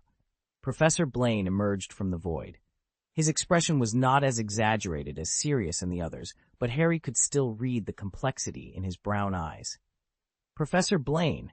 "Aye," Harry began, his lips moving in confusion. He wanted to ask, but an overwhelming dizziness swept through his consciousness without warning. Boom! Harry's eyes rolled back, and he collapsed to the ground. This alarmed the Order of the Phoenix and the others, prompting Alastor to shout for Harry to be taken to St. Mungo's immediately. "What's going on, Atticus, Harry?" Alastor asked, his voice tinged with concern. Atticus remained calm, looking deeply at the unconscious Harry.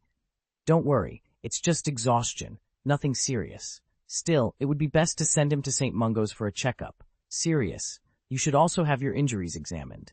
Sirius nodded solemnly to Atticus, and with Remus disappeared, holding Harry's hands. "Potter, this kid, he just—" Alastor hesitated before leaving. "If you really want to talk about it, the reasons are very complicated, Mad Eye," Atticus replied, offering no further explanation. Alastor, though not fully satisfied, nodded and smiled at Atticus, his admiration for the young man evident. "Well done, Atticus." Thank you," Atticus replied, a slight smile tugging at the corner of his mouth. The Death Eaters and their army of dark wizards had long since vanished, and the Ministry of Magic's forces, and the Order of the Phoenix had evacuated. Only a few daring reporters remained, having stayed during the previous evacuation.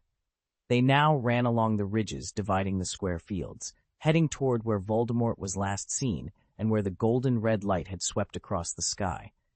Yet, at a distance of about 100 feet, they hesitated, not daring to get closer. Atticus Blaine stood alone at the edge of Diagon Alley and the vast fields under the ever-changing sky, surveying the ruins of war with a solemn expression. The once prosperous Diagon Alley was now dark, resembling the crater of a recently erupted volcano. Gringotts, the iconic building of Diagon Alley, had lost its ground-floor structures, and the shops lining the cobblestone road were flattened. Diagon Alley Station had only a few broken walls left standing. In contrast, the industrial area further away, with its workshops protected by magic, had suffered only minor damage. This scene was a perfect composition for the reporters, who watched from a distance, capturing the aftermath of the battle. Atticus Blaine, standing amidst the devastation, was a solitary figure against the backdrop of a world forever changed. After a fierce battle against the mysterious adversary, Atticus Blaine stood on the edge of the ruins, gazing over the battlefield with a deep concern for the future of the British wizarding world. The reporters' cameras clicked incessantly, capturing every moment. Suddenly, with a resounding boom, a man appeared beside Atticus, leaving the reporters momentarily stunned before their shutters resumed with renewed vigor. "Are you upset that you couldn't defeat Tom, Atticus?" The man's silver-white hair fluttered in the wilderness breeze. Dumbledore, observing the remarkable young man before him, smiled warmly, clearly in high spirits. "I knew he and I would be evenly matched, but the Dark Lord seems unable to accept this reality," Atticus replied with a smile. He exchanged a knowing glance with Dumbledore, and in an instant, both vanished from sight. In the heart of the battlefield, the red-hot magma had yet to cool, distorting the air with its intense heat. At their feet, an ornate golden cup with two handles floated in the molten pool. Its surface bore black stains resembling dried blood. "This is the fourth one," Dumbledore remarked, his tone a mix of gravity and relief. "The tiara, notebook, locket, and now the gold cup, 4 Horcruxes destroyed by Atticus. They had confirmed that Harry and Voldemort's snake were also Horcruxes. The Gaunt family's ring, hidden in an unknown location, was likely another." That made 7. Atticus and Dumbledore exchanged a meaningful look, both understanding the urgency of discovering how many Horcruxes Voldemort had created. Dumbledore believed that Voldemort couldn't split his soul more than 10 times without losing his sanity entirely. This suggested there might be 2 more Horcruxes they were unaware of. With any luck, the 7 they knew of might be all there were. Harry's situation had to be addressed last. Only Dumbledore, with his deep understanding of Voldemort, could locate the ring. As for Nagini, the venomous snake, Atticus watched the ashes in the air with a distant gaze. To ensure Voldemort's complete downfall, neither he nor Dumbledore could act against Nagini again. Voldemort might dismiss the destruction of the Golden Cup as a coincidence, but if Nagini were killed by Atticus, Dumbledore, or even members of the Order of the Phoenix, Voldemort would become suspicious. They needed someone unsuspected by Voldemort to eliminate the snake at the right moment. This required careful planning, and Atticus decided to set it aside for now. With a flick of his finger, the Golden Cup rose from the cooling magma, spinning slowly under the watchful eyes of Atticus and Dumbledore. "The last wishes of Miss Helga Hufflepuff," Dumbledore said with a hint of reverence.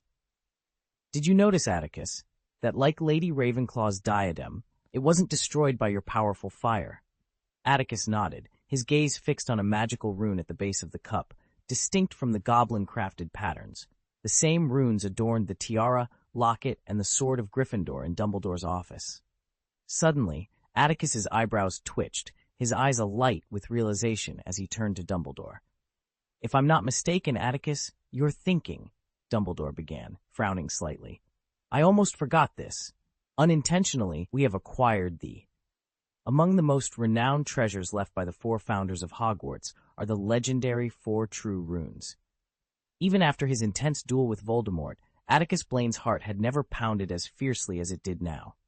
"If they meet," he began, his voice trailing off with anticipation. "Fawkes!" Dumbledore's voice rang out decisively, cutting through the chaos of the hellish scene in Diagon Alley. His tone was firm yet reassuring, a beacon of calm amidst the turmoil. "Please take Atticus and me back to Hogwarts." End of this chapter. Was a brief pause before the door swung open, revealing a room filled with familiar faces. The kitchen was bustling with activity, a stark contrast to the quiet solitude Harry had just left behind. The warm glow of the fireplace cast a comforting light over the scene, illuminating the faces of those he held dear.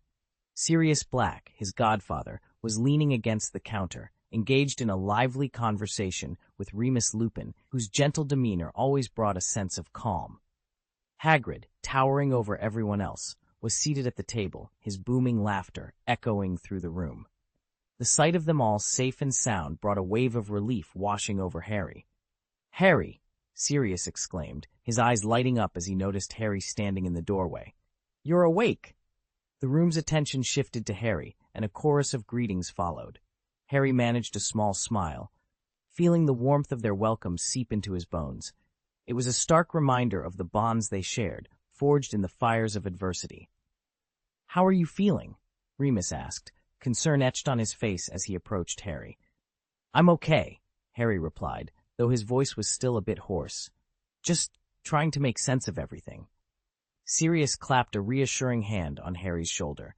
"You've been through a lot, but you're safe now. That's what matters." Harry nodded, grateful for the support. Yet the questions that had been swirling in his mind since he awoke remained unanswered. He glanced around the room, searching for the familiar face of Atticus Blaine, the one person who might hold the key to the mystery of his wand's strange behavior. "Where's Professor Blaine?" Harry asked, his curiosity getting the better of him. "He's in the study," Remus replied. "He wanted to go over some things before speaking with you." Harry felt a mix of anticipation and apprehension. Atticus Blaine was known for his vast knowledge and wisdom, and if anyone could shed light on the peculiar events that had transpired, it would be him. "Go on, Harry," Sirius encouraged, sensing his godson's eagerness. "We'll be here when you're done." With a nod of gratitude, Harry made his way out of the kitchen, his footsteps echoing softly in the hallway.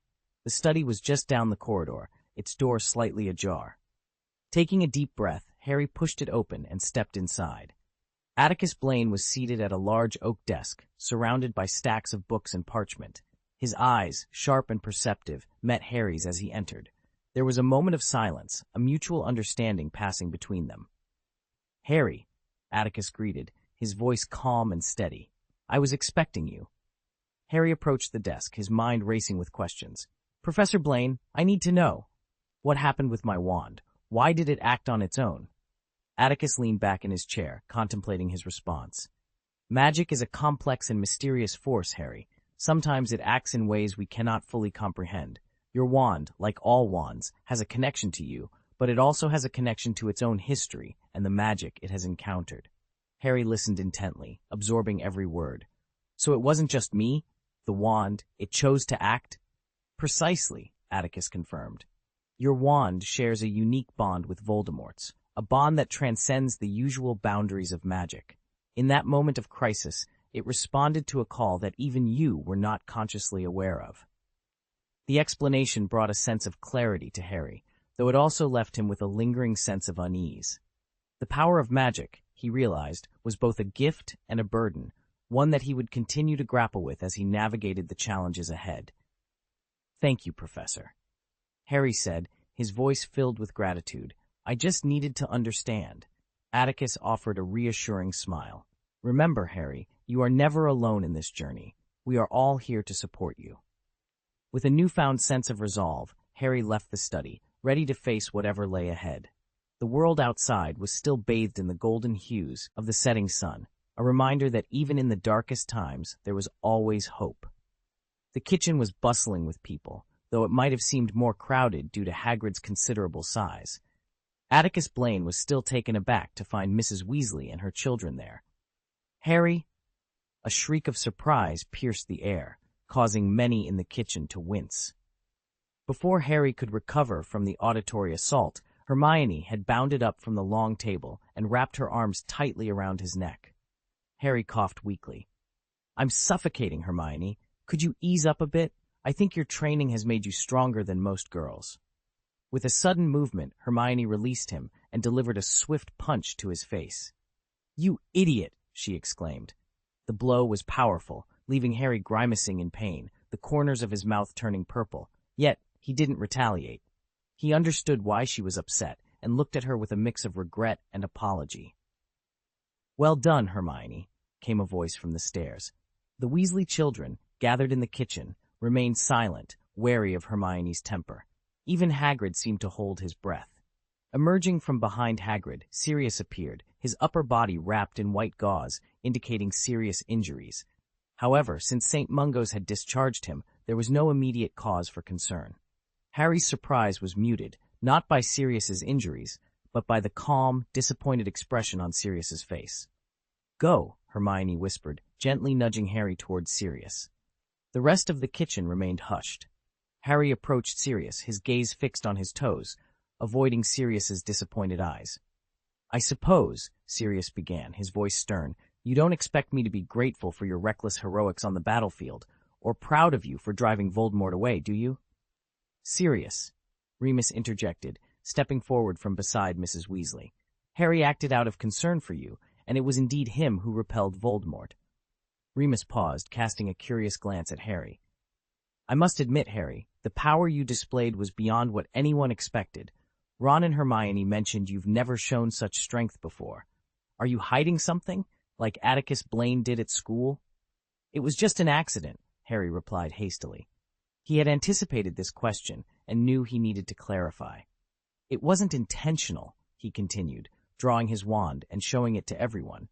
"At that moment, it controlled me and cast the spell on Voldemort." The idea of a wand controlling a wizard was met with skepticism. Could it be that this power has always been within you, only now awakened by some mysterious force? Ron asked cautiously. "You've known me for 4 years, Ron," Harry said, a hint of impatience in his voice. Ron's expression mirrored the awe he had when he first realized Harry was the famous Harry Potter on the Hogwarts Express. This made Harry uncomfortable. "You know what I'm capable of, Ron." Ron frowned, deep in thought. Sirius and Remus exchanged a glance. The power hidden within Harry was enigmatic, and the profound connection between him and Voldemort was troubling. It seemed only wizards like Dumbledore and Atticus Blaine could provide a reasonable explanation.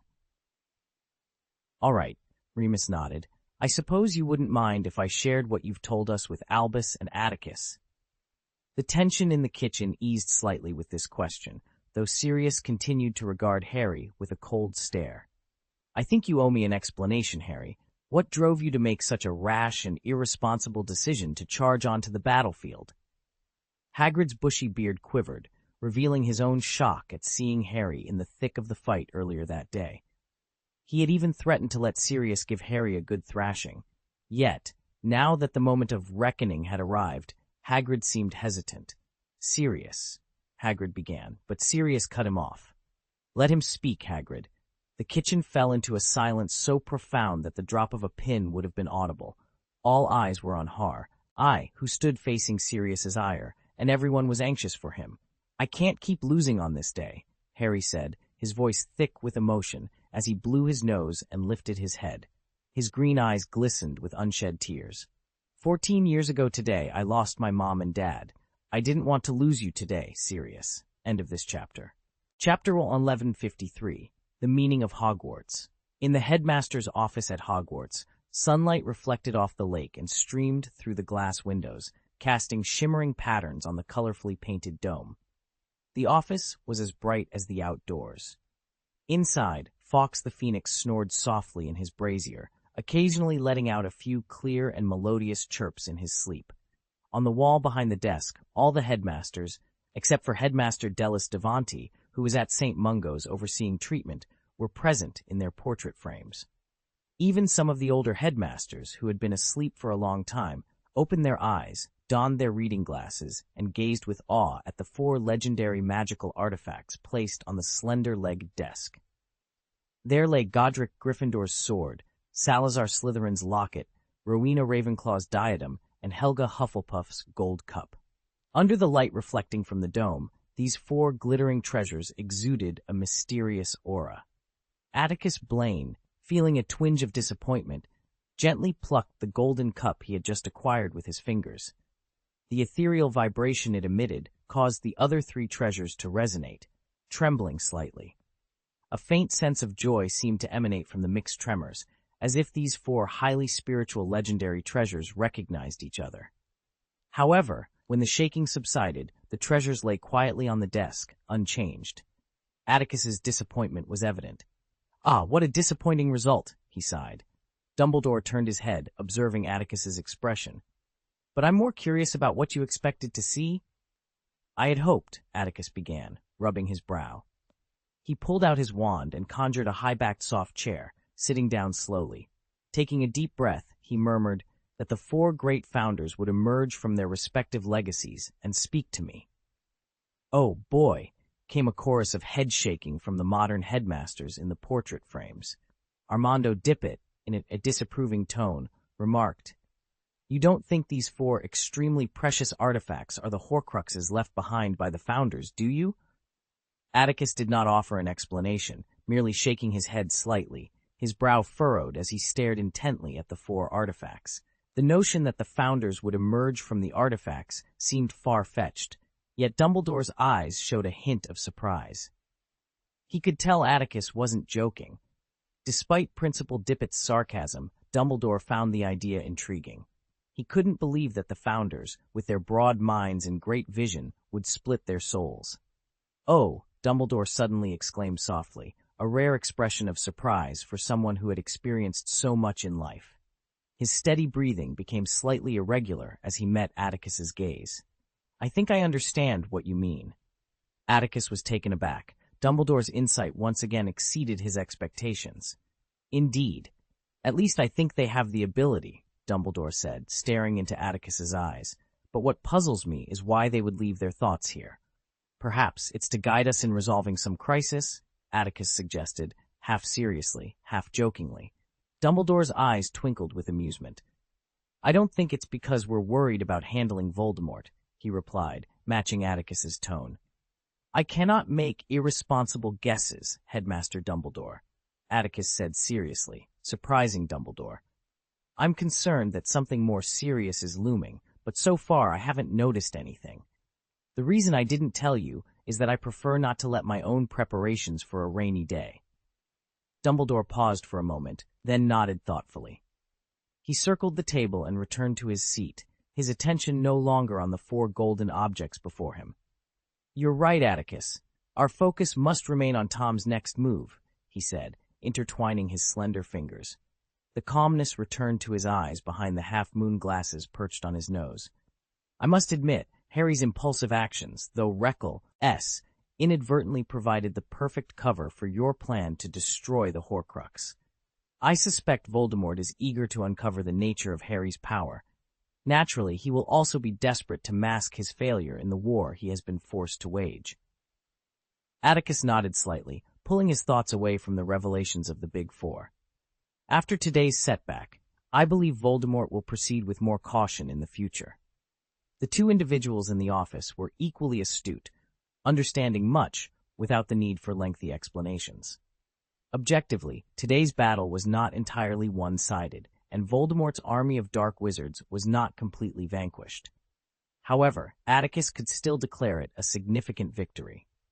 Beyond the destruction of the Horcruxes in Gringotts' underground vault, the fearless determination displayed by the Ministry of Magic's strike team and the Order of the Phoenix served as a powerful deterrent to those dark wizards who had infiltrated the UK with ulterior motives. Even the malevolent forces across Europe would be discouraged. Many dark wizards would abandon their plans to exploit the situation and flee Britain. Although the army that Voldemort and the Death Eaters painstakingly assembled did not disband entirely, its strength was significantly diminished. Unless Voldemort demonstrated an overwhelming advantage, it would be challenging for him to recruit more followers through his infamy. In the short term, the pressure from Voldemort would lessen. However, this did not mean that Atticus's burden had lightened. The loss of those who perished on the battlefield weighed heavily. Diagon Alley, a symbol of wizarding prosperity for centuries, was destroyed in a single day. The impact of its destruction on the lives of wizards in Britain was profound, and it was foreseeable that dissatisfaction among the lower classes of the magical world would grow. Amelia alone could not manage these issues. Atticus needed to step in to address them. This would be a battle of its own, potentially more brutal and bloody than the one just concluded. Yet, it is an eternal truth that there can be no creation without destruction. Once a new order is established, the British wizarding world will flourish once more. End of this chapter. Chapter 1154, The Beginning of Hatred. The next morning, Harry accompanied Mrs. Weasley and her family to St. Mungo's Hospital for Magical Maladies and Injuries to visit Mr. Weasley again. As he stood in the square hall in front of the information desk on the first floor, Harry hesitated, taking in the hospital's somber atmosphere. Despite the gloom, Sirius had forgiven him for his reckless behavior, and they hadn't forgotten his birthday. After leaving St. Mungo's, Mrs. Weasley and the children returned to Grimmauld Place to celebrate with a dinner. Although the birthday cake hastily made by Mrs. Weasley, Ginny, and Hermione wasn't quite perfect, Harry was deeply touched by their kindness. It was a birthday he would remember for different reasons. Sirius and Hagrid tried to keep the mood light, but the conversation inevitably turned to the recent war and the heavy losses they had suffered. Almost every member of the Order of the Phoenix who participated in the battle was injured. Emmeline Vance had died in a duel with the Carrow siblings, and Kingsley, who avenged her, lost a leg. Mr. Weasley was gravely injured, and Daedalus Diggle had been killed by a Death Eater.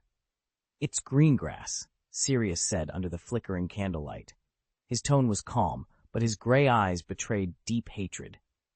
"I was chasing Lucius Malfoy because Mad Eye suspected Voldemort had given him a mission. But halfway through, Greengrass appeared and stopped me. We fought, and I broke his mask, and then—" Sirius's voice thickened with emotion, and Harry was sure he saw tears in his godfather's eyes. Daedalus was fighting Voldemort's minions nearby. He saw I was in trouble with Malfoy and came to help me. Sirius suddenly couldn't continue. He closed his eyes, leaned back in his chair, and clenched his teeth. Harry opened his mouth, but words failed him. He wasn't familiar with Greengrass, but he knew his two daughters at Hogwarts, Daphne and Astoria Greengrass, especially Astoria, who was Professor Blaine's youngest student. It was clear that Professor Blaine held Astoria in high regard. "Will the Ministry arrest him?" Hermione asked, looking confused. She, too, thought of Daphne and Astoria. "The Ministry will definitely take action," Remus replied, rubbing his brows with a hoarse voice. "But I bet he's already fled. That's what all Death Eaters do when they're exposed." "If I were Professor Blaine," George said, his face filled with hatred, "when the next semester starts, I'd round up all those Death Eater brats and force them to show themselves. I dare say it would be more effective than threatening them with gold." "That's a dangerous idea, Fred," Hagrid said, confusing the twins, his voice booming and his face pale. "If we do that, how are we any different from the Death Eaters?" George fell silent, but the expressions on the Weasley children's faces suggested they agreed with him. "Well, let's cut the cake, Harry," Mrs. Weasley interjected, sensing the heaviness of the conversation. She forced a smile and handed Harry the knife. After they finished the cake, Mrs. Weasley insisted they wash up and go to bed. Although Harry wanted to have a candlelight chat with his godfather, he knew Sirius needed rest after the brutal day. Harry returned to his bedroom and collapsed onto the bed. Despite having slept most of the day, he still felt exhausted. Ron, no longer his lively self, sat quietly at the head of the bed, bathed in candlelight. "I think so," Ron said after a long silence, his voice gloomy. "George's suggestion, floor now, getting their bandages changed. I was just on my way to see them," Neville explained, his voice tinged with a mix of relief and lingering concern. Harry, Hermione, and the Weasleys exchanged glances, each understanding the weight of Neville's words. The corridors of St. Mungo's were a testament to the ongoing struggle against dark forces, and the presence of so many familiar faces only underscored the shared burden they all carried. "That's good to hear, Neville," Hermione said softly, placing a comforting hand on his shoulder. "It's a relief that they're okay." Neville nodded, a small smile breaking through his otherwise somber expression. "Yeah, it is. I just wish things were different, you know?" As they continued their ascent to the fourth floor, the group was enveloped in a cacophony of hushed conversations and the occasional cry of pain from behind closed doors. The air was thick with the scent of healing potions, a reminder of the battles fought and the lives hanging in the balance. Upon reaching Mr. Weasley's new ward, they found him sitting up in bed, a faint smile on his face as he greeted his family. The room was small but filled with warmth, a stark contrast to the sterile corridors outside.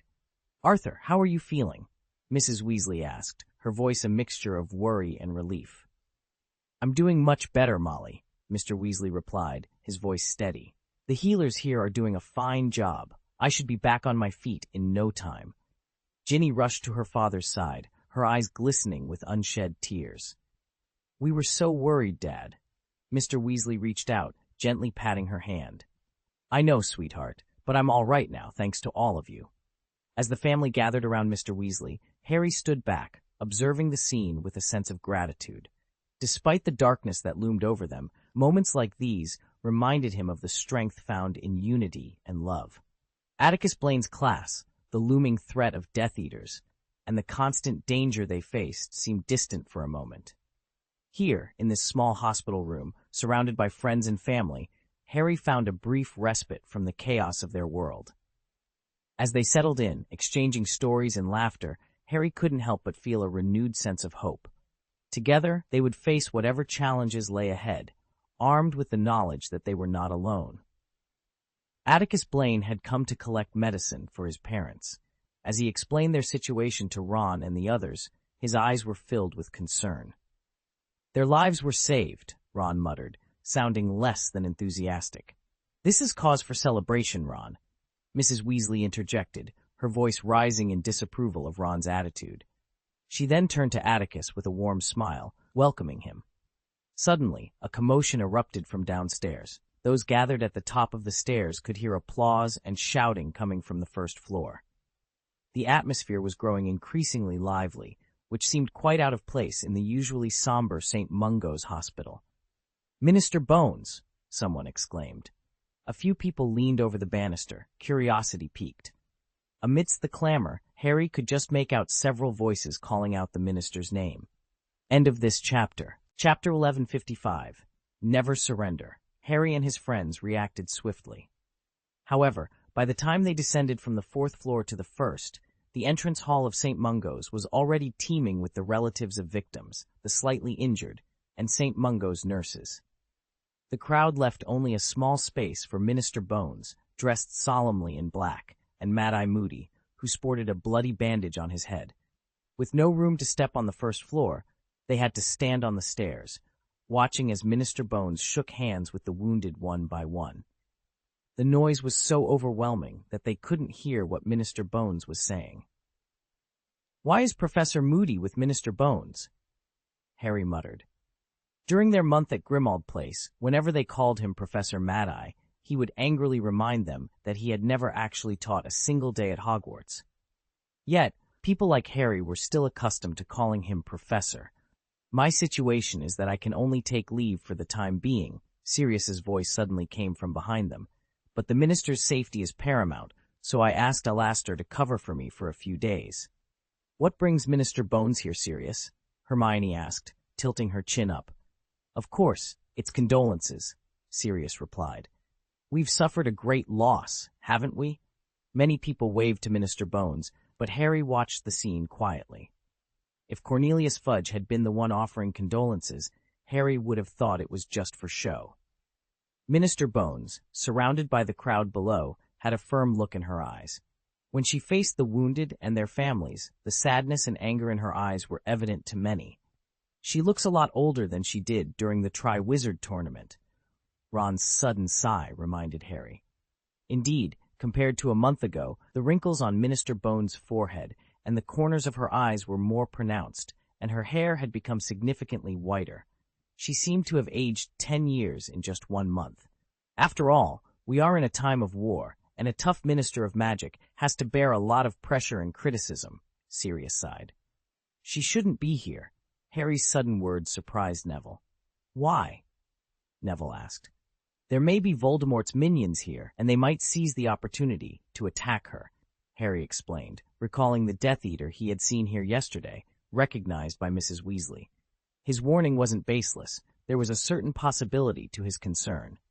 Sirius frowned at this, his vigilant eyes scanning the crowd below. At that moment, a woman holding a child suddenly pushed through the crowd, rushing desperately towards Minister Bones. Mad-Eye, ever the seasoned Auror, reacted immediately, even in such chaos. He sidestepped and pointed his wand at the forehead of the witch, charging towards them. The atmosphere instantly grew tense, and the noisy crowd fell silent as if doused with cold water. "Come on, Alastor," Minister Bones' voice finally reached their ears. "I believe this lady does not wish to harm me, right?" Seeing the witch's sorrowful expression and the child in her arms, who had forgotten to cry due to the tense atmosphere, Minister Bones' resolute demeanor softened. She gently pushed Alastor's arm aside and, under the watchful eyes of the crowd, tenderly held the tearful witch's arm. "You wanted to say something to me, didn't you, ma'am?" she asked gently. The witch, clearly of ordinary status, felt the weight of everyone's gaze and the sadness in her heart. Facing the Minister of Magic's questions, she struggled to speak, only managing to sob. My husband was Cush Tucker, Minister." With Minister Bones' constant comfort and encouragement, she finally found her voice. With a gentle nudge of encouragement, the tearful witch finally spoke. Cush Tucker. Harry had no recollection of the name, and he was certain that Minister Bones was equally unfamiliar with it. Yet, Minister Bones did not inquire about Cush Tucker's identity, nor did he need to ask what had befallen this unknown wizard. The situation was painfully clear. "Your husband must have loved you and your children very much," Minister Bones said, taking a deep breath. "I believe he went to the battlefield for you and the child, didn't he?" The witch was sobbing so intensely that Harry had to strain to catch her incoherent words. "We were all so happy when Cush became a batsman in the department. Life had been difficult for us before," she managed between sobs. "I tried to persuade him not to go, but Cush insisted. He said he had to join the resistance, because if you know who won, wizards like us would become slaves." Harry felt a surge of admiration for the wizard named Cush Tucker. "What should I call you, ma'am?" Minister Bones asked after listening intently to her story. Nami Ross, Minister," she replied. "Nami," Minister Bones said, raising his voice to ensure she heard him clearly. "First, please allow me to express my deepest respect for your husband, Mr. Cush Tucker. There is no doubt that he was a warrior and a hero. Even if he wasn't the most powerful wizard, his courage to stand against evil is truly commendable. The Ministry of Magic is proud to have had an employee like Mr. Cush Tucker." Nami Ross was so overwhelmed with emotion that she could barely stand, and Alastor and Rufus had to support her. "Secondly, Nami, I want to assure you not to worry about your future. The Ministry of Magic will honor Mr. Cush Tucker's bravery with a substantial reward, enough to secure your future. Whether or not your child attends Hogwarts, the Ministry will ensure she has a well-paid job when she grows up." Minister Bones paused, trying to control his own emotions. "Not only Mr. Cush Tucker, but all the wizards who perished on the battlefield yesterday will receive such compensation. Those who fought or were injured in the war are all brave fighters. The Ministry of Magic will award them the Medal of Courage and generous bonuses." Bellatrix would be furious if she knew that the gold she inherited was being used by the Ministry to reward wizards who resisted Voldemort, Sirius remarked with satisfaction. "Everyone, Mr. Cush Tucker's words remind the wizarding world why we must fight this war," Minister Bones declared, standing tall and looking around with fiery determination. "Evil forces will not show mercy if we surrender, nor will they halt their advance if we yield. The true aim of those lurking in the shadows is to dominate our world and enslave us all." Harry watched the impassioned Minister Bones, feeling his own blood surge with resolve. No one wants to see their loved ones die in war. No one wants to witness our thriving magical world consumed by the flames of conflict, Minister Bones continued, his eyes blazing with anger and his voice resonating with power. "But for ourselves, for our children and grandchildren to be respected rather than enslaved in a world ruled by privilege, we must fight to the end. The Ministry of Magic will never surrender to Voldemort." End of this chapter. Chapter 1156, The Supervision Department. When the name Voldemort echoed through the bustling square hall of St. Mungo's Hospital for Magical Maladies and Injuries, a collective gasp swept through the crowd.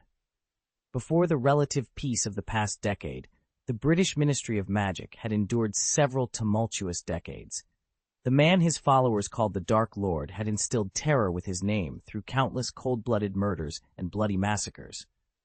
Even the Ministry of Magic, an official organization, referred to him only as the Mysterious Man, never daring to utter his name. This fear permeated the entire British wizarding community, drawing ridicule from wizards in other countries. Many years later, when Minister Amelia Bones mentioned his name again, it felt as if a new era had dawned. The applause at St. Mungo's was so thunderous that it seemed to shake the very walls. It grew louder and more deafening, as if it might blow the roof off. "Amazing!" Sirius cheered loudly, waving his arms at Minister Bones below. "She's truly amazing, isn't she?" Hermione's cheeks flushed with excitement as she clapped vigorously, her eyes shining with admiration. "It is indeed remarkable." Ron was also clapping, though he appeared a bit uneasy. "But this isn't a wise move, is it? You know who won't let her go." "That's why it's amazing, isn't it?" Neville chimed in. "In fact, I've long thought it strange to use Your Highness to replace Voldemort." Despite his words, Neville shuddered, discomfort flickering in his eyes. "Please forgive me." The crowd's enthusiasm was palpable as they surrounded Minister Bones, prompting Scrimgeour to use his wand to amplify his voice. "Minister Bones will have to visit some seriously injured people next. Let's go." The people on the stairs gradually moved back, and Sirius patted Harry on the shoulder. They encountered Neville's parents on the second floor. The couple had gentle faces, and Harry saw a bit of the Weasleys in them. They, too, had suffered greatly in this war. Mr. Longbottom leaned on a cane while his wife's arm was heavily bandaged. "Did you hear what Minister Bones just said, Frank, Alice?" Sirius asked with great interest.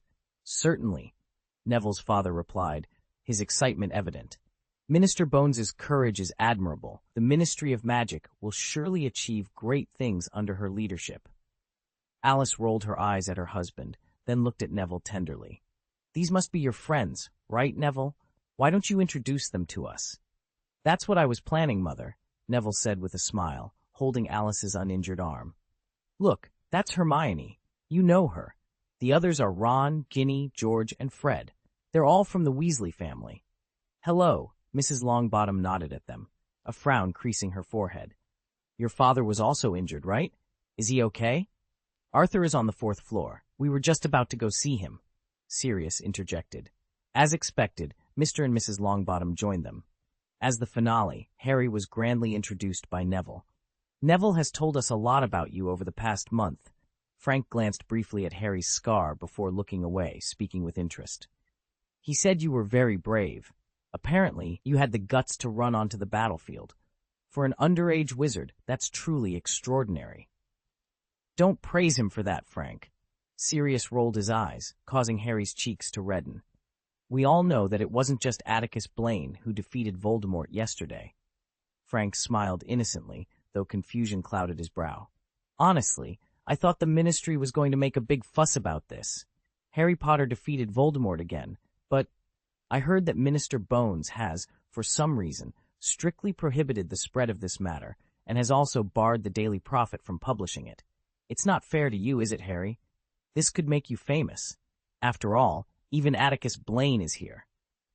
They chatted all the way, and without realizing it, arrived at Mr. Weasley's ward.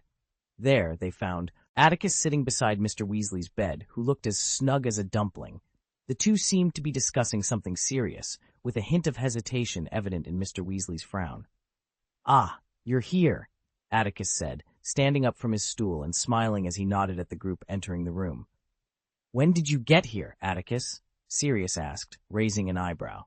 "I actually came with Amelia," Atticus replied, slowly pulling his wand from his sleeve. With a flick, he conjured a row of chairs and asked with a smile, "How was Amelia's speech?"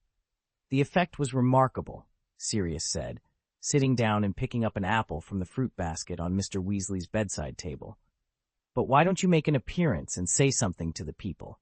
They know you stood up to the enraged Voldemort. If it were you, people might have more confidence." Harry silently noted that Professor Blaine hadn't considered the younger wizards when conjuring the chairs, but his curiosity was piqued by Sirius's question, and he glanced at Professor Blaine. "I can't steal all the limelight, can I?" Atticus chuckled. "Otherwise, it would be difficult for Amelia to manage." Sirius curled his lips, seemingly disagreeing with this sentiment. Mr. Weasley's face was still pale, but his voice was stronger than it had been the previous day when he expressed gratitude for their visit and greeted the Longbottoms. "My therapist told me that if I'm lucky, I'll be discharged by the end of this month," Mr. Weasley said with a hint of sadness. "I'll go crazy if I have to stay here for a month." "Oh, it's not so bad. It will pass in the blink of an eye," Mr. Frank said humorously. "Alice and I feel the same way. More than a decade has passed in the blink of an eye." Laughter filled the ward. As long as Mr. Weasley could recover without any lasting issues, it would be a very good outcome. "Don't worry, Arthur," Atticus said with a reassuring smile. "Use this time to weigh the pros and cons and think carefully about my proposal. After all, it's of great importance." The sadness on Mr. Weasley's brow vanished, replaced by the same solemn and hesitant expression he had when they first entered the ward. What was Professor Blaine discussing with Mr. Weasley? Harry and Hermione exchanged glances, with Ron, who only shrugged in confusion. "Come to think of it, you were just—" Sirius began hesitantly. "Oh, Amelia and I have been discussing the creation of a new department within the Ministry, and we need to rely on Arthur's integrity, so I came to seek his opinion." Atticus explained openly. "A new department focused on integrity?" Hermione noticed the hesitant look on Mrs. Weasley's face as she stood at the foot of the bed, sensing that she hoped Mr. Weasley would accept the position. After all, it was significant enough for Professor Blaine to visit personally. While the head of this department might not wield great power, the role was certainly important. "What is it?" Sirius asked, unable to hide his curiosity. "The supervisory department," Atticus replied with a meaningful smile. End of this chapter. Chapter 1157, The Horn. The establishment of the Supervision Department is aimed at monitoring whether officials of the Ministry of Magic have violated laws and regulations, accepted bribes, embezzled funds, or knowingly broken the law in their daily administrative duties. A sudden war had disrupted the routine operations of all departments within the Ministry of Magic. There was compensation to be arranged for the victims, rewards for those who participated in the conflict, and the planning and reconstruction of Diagon Alley, which had been devastated during the battle. Additionally, there was the matter of discussing compensation schemes for civilians who had lost their lives and property in the war. This chaotic situation drained the energy of the department's employees, leaving everyone feeling like wound-up puppets, unable to rest for even a moment. However, an unexpected meeting forced several deputy ministers, department directors, and office managers of the Ministry of Magic to set aside their work and attend. Not only that, but all Wizengamot members, except for Dumbledore and the recipients of the Order of Merlin, second class and first class, were invited by the Ministry of Magic to this crucial legislative meeting. Minister Bones, with bloodshot eyes, spoke passionately from the podium. Inside the circular conference room, seated on the steps, were wizards who were household names in the British wizarding world. Particularly, the wizards who worked directly for the Ministry of Magic turned pale, sweat trickling down their temples as they listened to Minister Bones's speech. Yet, no one dared to interrupt or raise objections. Some cautiously glanced at the young wizard, resting with his eyes closed in the front row. But when their eyes met his profile, they couldn't help but feel flustered and suffocated. God knows, if they truly protested and walked away, this young man, who had recently proven his title as the most powerful wizard of the time, might do something extreme. The Inspectorate is independent of other departments within the Ministry of Magic and reports directly to the Minister of Magic. Any prosecution brought by the Inspectorate against Ministry officials must be heard by the Wizengamot before a conviction is reached. The Supervision Department is tentatively planning to have a director and a deputy director. Arthur Weasley, formerly of the Misuse of Muggle Artifacts Department, will assume the position of director, and Frank Longbottom will serve as deputy director. Minister Bones adjusted his square monocle, pulled out his wand, and waved it.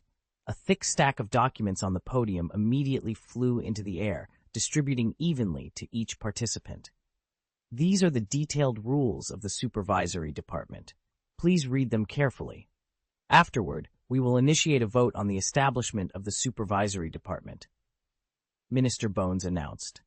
The sound of flipping papers filled the conference room. This is ridiculous, Ludo muttered, shaking his head at something he read in the details. He slightly tilted his head, glancing at Atticus Blaine, who was flipping through the documents slowly, a mellow smile on his lips. "What's wrong, Ludo?" Atticus asked, sensing Ludo's gaze. His tone was gentle, yet questioning. "Is there anything that doesn't suit your taste?" "Oh, no." Ludo was startled by Atticus's directness. He shrank his neck and quickly shook his head. After hesitating for a moment, he cautiously asked, "This is a detailed regulation of the Ministry of Supervision. But maybe, for the employees in the ministry, maybe there are some." While observing Atticus's expression, Ludo spoke intermittently, unsure of how to continue. "Harsh?" Atticus Blaine appeared calm as he addressed the room. "This is merely a draft, Ludo. The purpose of our meeting is to discuss its reasonableness, correct? If you have any opinions, feel free to share them." Ludo's eye twitched slightly. He forced an awkward smile, then closed his mouth, choosing silence. The varied scions in the conference hall were a testament to the diversity of opinions present. As the detailed rules and regulations of the Ministry of Supervision's departmental functions were reviewed, reactions ranged from admiration to indifference, and even to schadenfreude. However, most attendees struggled to suppress the resentment bubbling within them. It was clear to anyone with a modicum of sense that the supervisory department, endowed with the authority to oversee employees across all departments, would act as a looming threat. Many of the common practices previously used to secure personal and familial advantages were now deemed illegal and disorderly. At best, offenders would face warnings and fines. At worst, they risked expulsion from the Ministry of Magic or imprisonment in the new wizard prison, secretly being constructed under Atticus Blaine's leadership. This signaled the end of an easy life for many. Minister Bones surveyed the room, noting the varied reactions before exchanging a glance with Atticus. "If anyone has objections, now is the time to voice them," Minister Bones invited. "Allow me to add one more thing," Atticus said, rising to address the wizards behind him. "Should the establishment of the supervisory department be approved today, it will be officially launched early next month. In addition to Arthur Weasley and Frank Longbottom, we will be transferring some strikers to staff the department. If any department heads or directors present are interested in joining the supervision department for picketing duties, they should submit an application to the minister's office by the 20th of this month. The application must be signed and authorized by their current department head and director to be considered for selection and investigation." The meeting concluded, and the attendees gradually dispersed in a heavy silence. As the room emptied, Atticus turned back to Amelia, who was leaning against the podium, gently massaging her temples. "There's a lot of resistance," Atticus remarked, closing the conference room door with a flick of his finger before approaching the podium. Before he could continue, Amelia lowered her hands, her expression weary as she gazed at the flickering torch on the wall. The establishment of the supervisory department was ultimately approved by all participants, yet Amelia's sentiment lingered, and Atticus nodded in agreement. "That's to be expected, isn't it?" he said after a brief pause. "The real opposition comes from the middle and senior officials within the ministry. The lower-level employees are unlikely to voice strong objections, especially with the new pay package being implemented next month." Despite Atticus's attempt at reassurance, Amelia remained unconvinced. The torch's flickering light cast shadows on her face, highlighting her uncertainty. "The establishment of the supervisory department is one thing, but your insistence on granting goblins magic wands is another matter entirely." "In the last battle, the goblins suffered significant losses, Amelia," Atticus replied, his voice steady and resolute. "They have demonstrated their sincerity, and we must reciprocate accordingly." "But you know there will be considerable opposition," Amelia cautioned. "I understand," Atticus acknowledged, which is why my commitment to Barna is to achieve this within the next 10 years, much like the Makusa. We will first establish a wand management office. While this may spark some controversy, it is unlikely to provoke a strong public outcry. Our plan is to gradually extend the right to use wands to intelligent magical creatures through Hogwarts, Atticus Blaine explained. Amelia listened intently, though the hesitation on her face remained. You do realize that eventually, someone will catch on to what we're doing, and it could cause an international uproar, she cautioned. We're simply doing what's right, Amelia, Atticus replied. We condemn Voldemort for trying to create a world of dominance, yet our treatment of intelligent magical creatures is fundamentally different. The crucial point, Amelia, is that we need their power to win this war. After a prolonged silence, Amelia finally nodded in agreement. Not only will the supervisory department face challenges, but other departments we plan to establish, such as the International Trade Department, will also encounter significant resistance. Even the magic hospital we intend to rebuild will face opposition from the board of directors at St. Mungo's, but we must persevere. Atticus declared firmly, if the pureblood wizard families, who control various industries in the wizarding world, do not step aside, we will all be dragged into the abyss together. End of this chapter. Chapter 1158. Yes, Prime Minister. Part 1. It was nearing midnight, and the Prime Minister sat alone in his office, staring blankly at a lengthy memo. Despite his efforts, the words seemed to blur together, their meaning elusive. He was awaiting a call from the president of a distant nation. On one hand, he doubted whether the beleaguered leader would actually call. On the other, he used the quiet of the night to reflect on the unforgettable challenges he had faced during his 8 months in office. Only in solitude did the Prime Minister muster the courage to admit to himself that becoming the leader of the country was never part of his career plan. Yet, due to unforeseen circumstances, he found himself thrust into this role. The initial thrill of being in power had waned by his second week. He quickly realized that, as Prime Minister, much like in his previous roles, no matter how hard he tried, he couldn't alter the country's entrenched rules and traditions, which were as unyielding as iron. Particularly frustrating was the need to shield the government from absurd accusations in the media. For instance, just a week ago, the city had been engulfed in explosions and roars, leading to wild speculation that it was a secret government nuclear test. Testing nuclear weapons in the city. The Prime Minister's face turned a shade of blue, his lips pressed tightly together. If that reporter had a brain slightly larger than a hummingbird's, he wouldn't have asked such a ludicrous question. Yet the phone on his classically styled desk remained silent. The Prime Minister rose from his chair and paced the spacious office. He had to admit, the incident was indeed bizarre and perplexing. Without warning, a tremendous roar had echoed over London, persisting for nearly 2 hours. His guards had rushed in, escorting him to the underground air raid shelter. He waited anxiously for more information. But 10 minutes later, the news brought by the Minister of Defense, who entered through a secret passage, left him utterly baffled. The Russians hadn't bombed London, no fighter planes had flown over the city, and it wasn't a gas explosion. Subsequent investigations revealed only a few traffic accidents during that time. Yet, the media and public refused to believe the government's reports, and conspiracy theories abounded. The Prime Minister paused in front of the lattice window, gazing at his reflection, a man with dark circles under his eyes and a weary expression. If the government couldn't provide a reasonable explanation, the relentless media wouldn't relent. He wagered that even at this late hour, if he left the office, reporters would emerge from the shadows, ready to pounce. Damn it, he shouted in frustration. Do they want to see Russian tanks in London's suburbs? Cough. Startled, the Prime Minister turned abruptly. The softly lit office was empty, save for him, and the phone remained silent.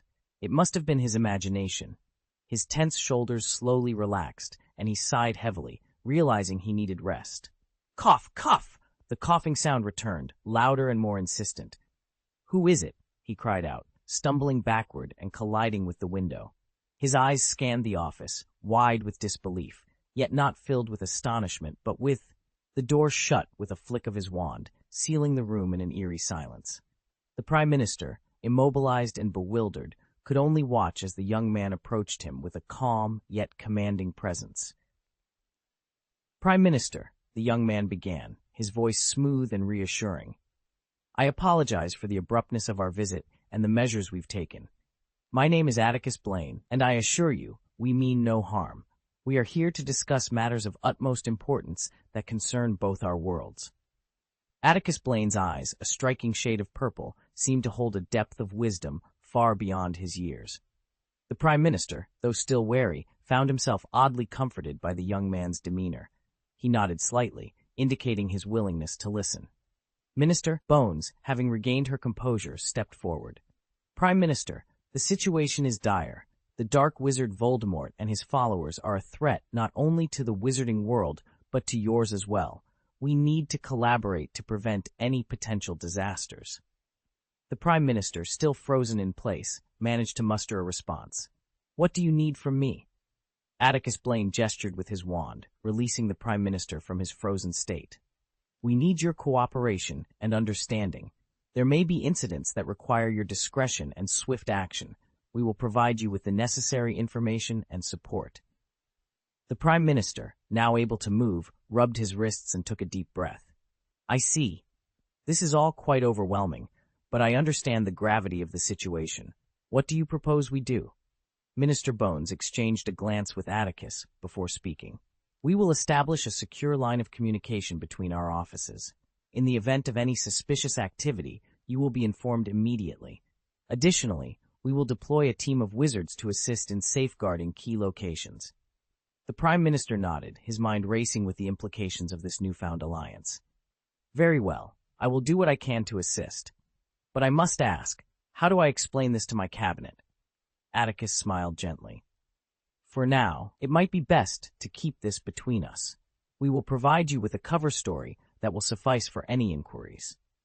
With the weight of the situation settling in, the Prime Minister realized the enormity of the task ahead. Yet he felt a sense of resolve, knowing that he was not alone in facing this threat. As the meeting concluded, Atticus Blaine and Minister Bones prepared to leave the way they had arrived. The Prime Minister watched as they stepped back into the swirling flames of the fireplace, disappearing as quickly as they had come. Left alone in his office, the Prime Minister pondered the strange and unexpected turn his evening had taken. The world, it seemed, was far more complex and interconnected than he had ever imagined. The air shimmered, and suddenly he was standing right in front of the Prime Minister. Atticus Blaine's unexpected appearance left the Prime Minister wide-eyed with shock. "So, let me get this straight," Atticus said, eyeing the Muggle Prime Minister with a peculiar expression. "In the 8 months since you assumed office, you haven't had any interactions with Fudge? He didn't inform you about the recent mass breakout from Azkaban? And your predecessor didn't mention a word about us either?" The Prime Minister was at a loss for words, his mind reeling from the revelations. "This is outrageous!" he heard a woman exclaim angrily, though he couldn't discern whether her ire was directed at the former Prime Minister or Fudge. "There's no helping it," Atticus sighed, a note of resignation in his voice. "This will take a bit more time, then." Turning back to the Prime Minister, Atticus spoke with a courteous tone. "I will release your restraints and explain everything, but I ask for your patience. If you continue to shout, it will only cause me distress. Agreed? End of this chapter. Chapter 1159. Yes, Prime Minister. Part 1. The petrified Prime Minister couldn't speak, but Atticus Blaine understood from the pleading look in his eyes that he likely agreed with the proposal. "Thank you for your cooperation," Atticus said, snapping his fingers. A sudden gust of wind swept through the room, and the Prime Minister found he could move again. The Minister for Magic and Vice President of the International Confederation of Wizards, titles that seemed surreal, stood before him. The Prime Minister panted, stretching his neck, which had been strained from his frantic escape attempt. "What was that just now?" he asked, his voice trembling. The thought of seeking help crossed his mind, but was quickly dismissed. He watched the gray-haired young man approach the reception sofa. "Just now?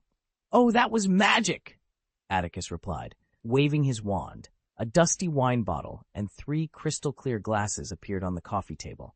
"Well, "Mr. Prime Minister, sit down and talk. We can even have a drink together. This is mead matured by Mrs. Romestat with the finest oak."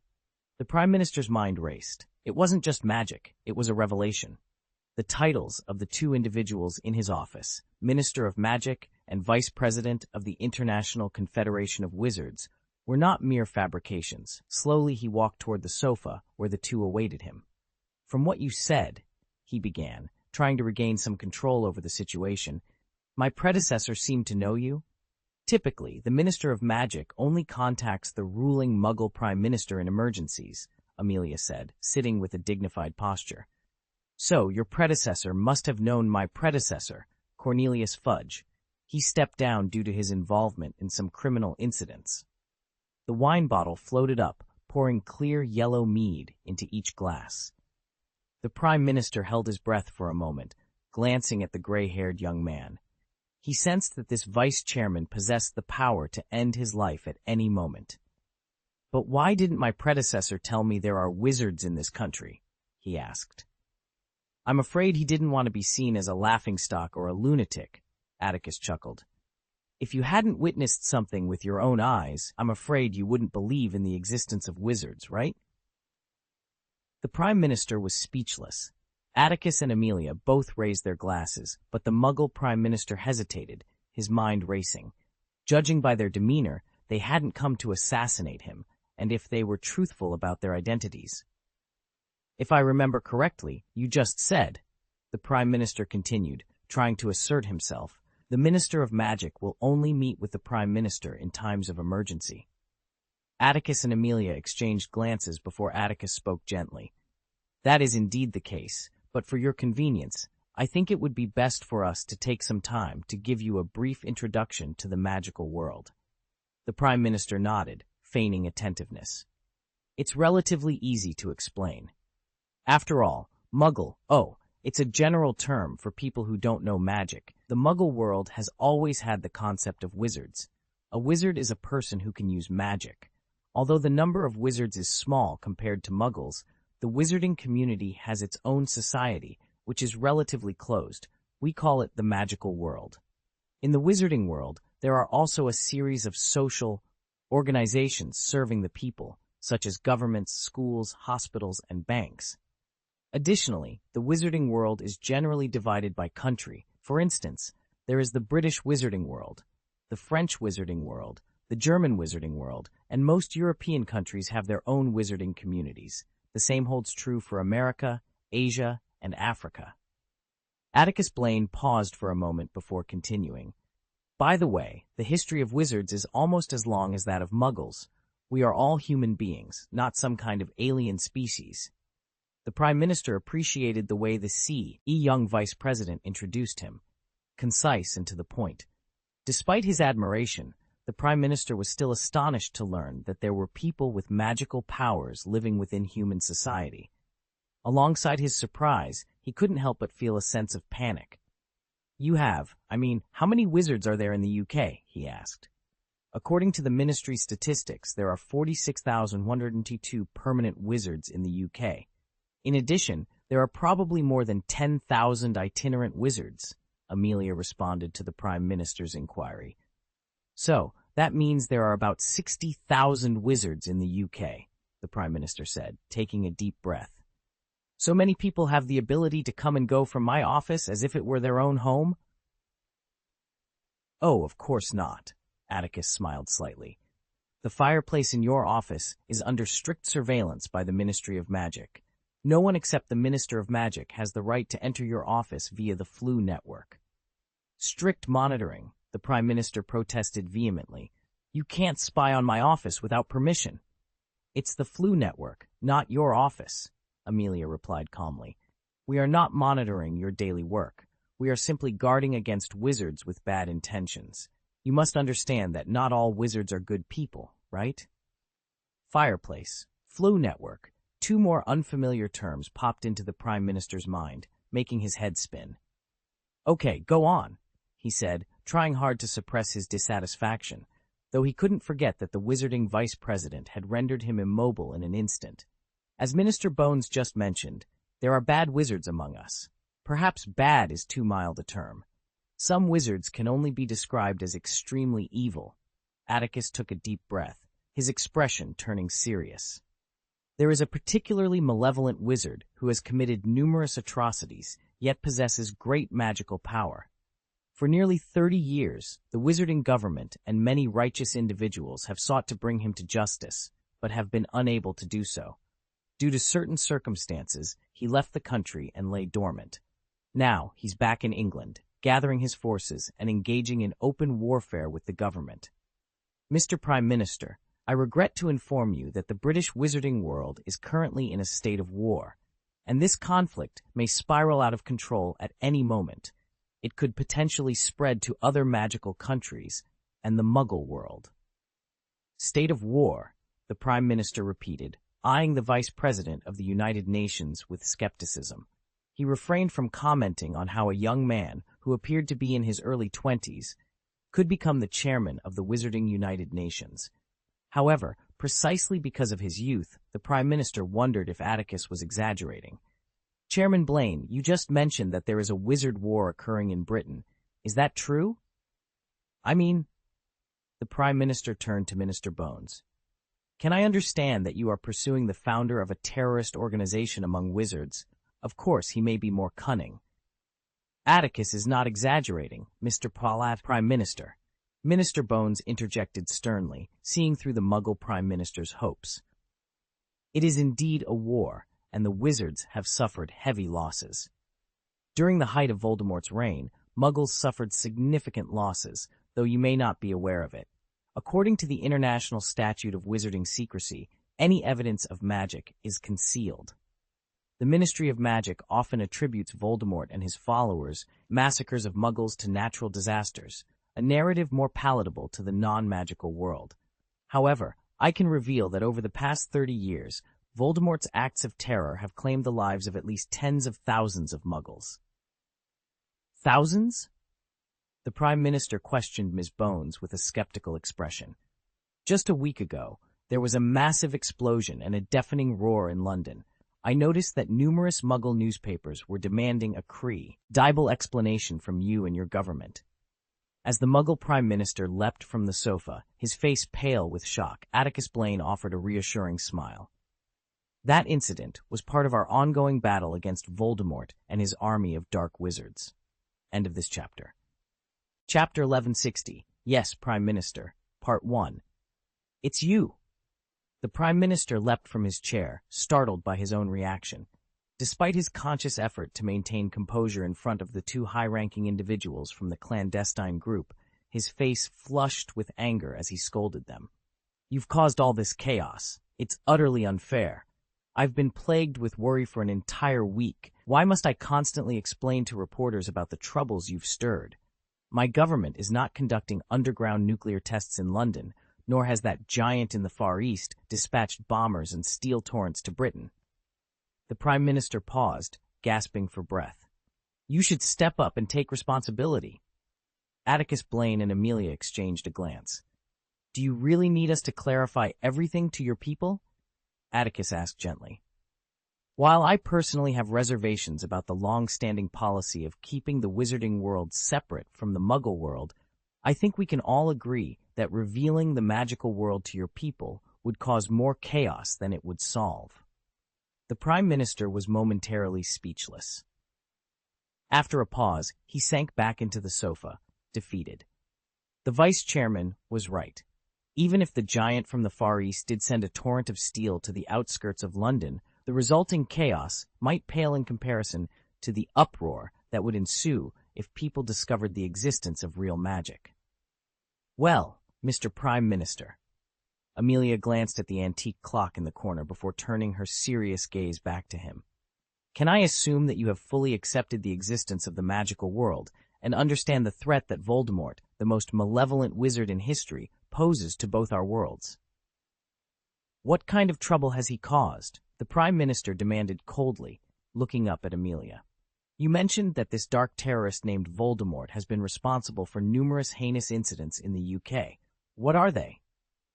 In 1972, the small town of Keobis in northeast Yorkshire was engulfed by a mudslide caused by a mountain torrent, resulting in the deaths of many, Atticus recounted, swirling the amber liquid in his glass as he spoke. In 1973, a minor earthquake in Derbyshire caused the town of Plummer to fall into a fissure, leading to over 1,000 casualties. In 1975, a typhoon lifted Lopandica in Suffolk into the sky, killing all residents and livestock. The Lancashire bombing of 1976. In 1977, a tsunami struck off the south coast of Worthing, claiming numerous lives. As Atticus listed each disaster, the veins on the Prime Minister's forehead bulged, and his face grew increasingly dark. "Enough!" he snapped, gritting his teeth. "I understand who this Voldemort is." The Prime Minister's breathing quickened, his chest heaving with the urge to hurl the wineglass to the floor. Each disaster, casually recounted by the Vice President, had resulted in catastrophic consequences, with significant loss of life and property. If any of these events had occurred during his tenure, they would have been enough to jeopardize his government. It was shocking to learn that these calamities were not acts of capricious nature, but were, in fact, human-made. "Please, let's eliminate this Voldemort as soon as possible," the Prime Minister implored through clenched teeth. "Dear Prime Minister," Atticus replied gently, "for nearly 30 years, righteous wizards have been striving tirelessly to achieve this. The sacrifices made by wizards are no less than those made by others, crafted by muggles. However, I hope you understand that dismantling his power is no simple task. We still require some time." "Some time," the Prime Minister echoed, on the verge of collapse. "Well, I hope those reporters and my constituents can be more patient. Now that you grasp the situation, let's get straight to the point, Prime Minister," Amelia said sternly. "We are here today for 2 reasons. First, the Ministry of Magic needs to station some personnel around you. Out of courtesy, we felt it necessary to inform you in advance." "Station personnel." The Prime Minister leapt up for the second time that night, both shocked and angry. "Why?" "To protect you, of course," Amelia replied solemnly. "As the Prime Minister of the United Kingdom, if you were to fall under the Imperious Curse, it would spell disaster for the Muggles. The Ministry of Magic has a duty to ensure your safety." The mention of the Imperious Curse sent a shiver down the Prime Minister's spine. The name alone suggested it was not a benign spell. This spell can control a person's mind. If you were under the Imperious Curse, you would follow any command, even if it meant detonating a nuclear bomb in London, Atticus Blaine added gravely, pausing his note-taking. "What's more concerning is that this spell isn't particularly difficult to learn. Even a teenage wizard could master it with a few practice sessions. Therefore, we must guard against not only Voldemort and his followers, but also against antisocial individuals whose malevolent intentions have been amplified by the chaos in the wizarding world. It is crucial to protect you from any threats or harm posed by wizards." Boom. "I would not hesitate to detonate a nuclear bomb in London." The Prime Minister looked utterly defeated, as if he had lost everything, and sank back onto the sofa. "You seem to have no objections to this point, so let's move on to the second matter," Atticus continued, looking at the Prime Minister with calm resolve. "No one can predict the outcome of the current conflict between the forces of good in the wizarding world and Voldemort. For instance, dark magic forces across Europe and the ministries of magic from various countries could end up battling in the streets of London." Cough. The Prime Minister's pale face flushed red as he began to cough violently. I'm fine," he managed, clutching his heart with one hand and covering his mouth with a handkerchief from his suit pocket with the other, clearly in pain. "Can I offer you some assistance?" Atticus asked considerately. "There are magical remedies that can ease your discomfort." "No need." The Prime Minister waved his hands vigorously. "I am fine. You can continue, Chairman Blaine." "Very well. Suppose the scenario I just described does occur, and a decisive battle for the entire European wizarding world takes place in London," Atticus said. "If we don't prepare in advance, the exposure of the wizarding world to the entire world will be inevitable due to Muggle technology. To prevent such a catastrophic situation," Atticus paused briefly, "the Ministry of Magic intends to establish a magical ward around London, starting now. When the wizarding war erupts, the barrier will be activated immediately.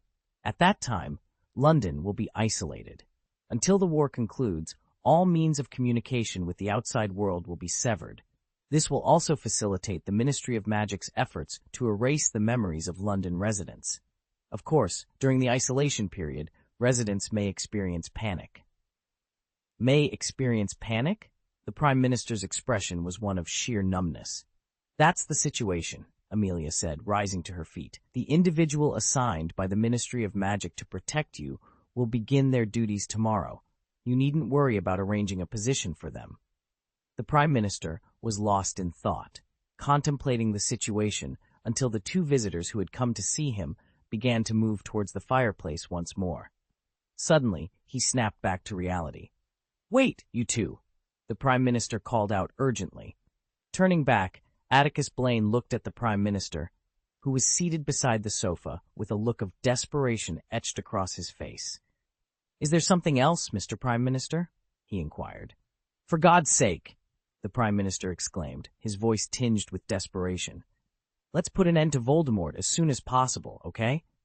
Atticus and Amelia exchanged a knowing glance, their lips curling into slight smiles. They nodded respectfully towards the most powerful man in Britain. "Yes, Prime Minister," Atticus assured him. With that, the room returned to silence, the only sound being the occasional soft popping of embers in the fireplace. The Prime Minister stared into the flickering flames, his expression shifting as he processed the gravity of the situation. "More than 60,000 wizards," he muttered to himself, disbelief evident in his voice. His breathing grew increasingly erratic as the weight of the matter settled upon him. Suddenly, he rushed to his desk and picked up the phone. "Bernard, get Humphrey to see me now," he commanded, urgency lacing his words. End of this chapter.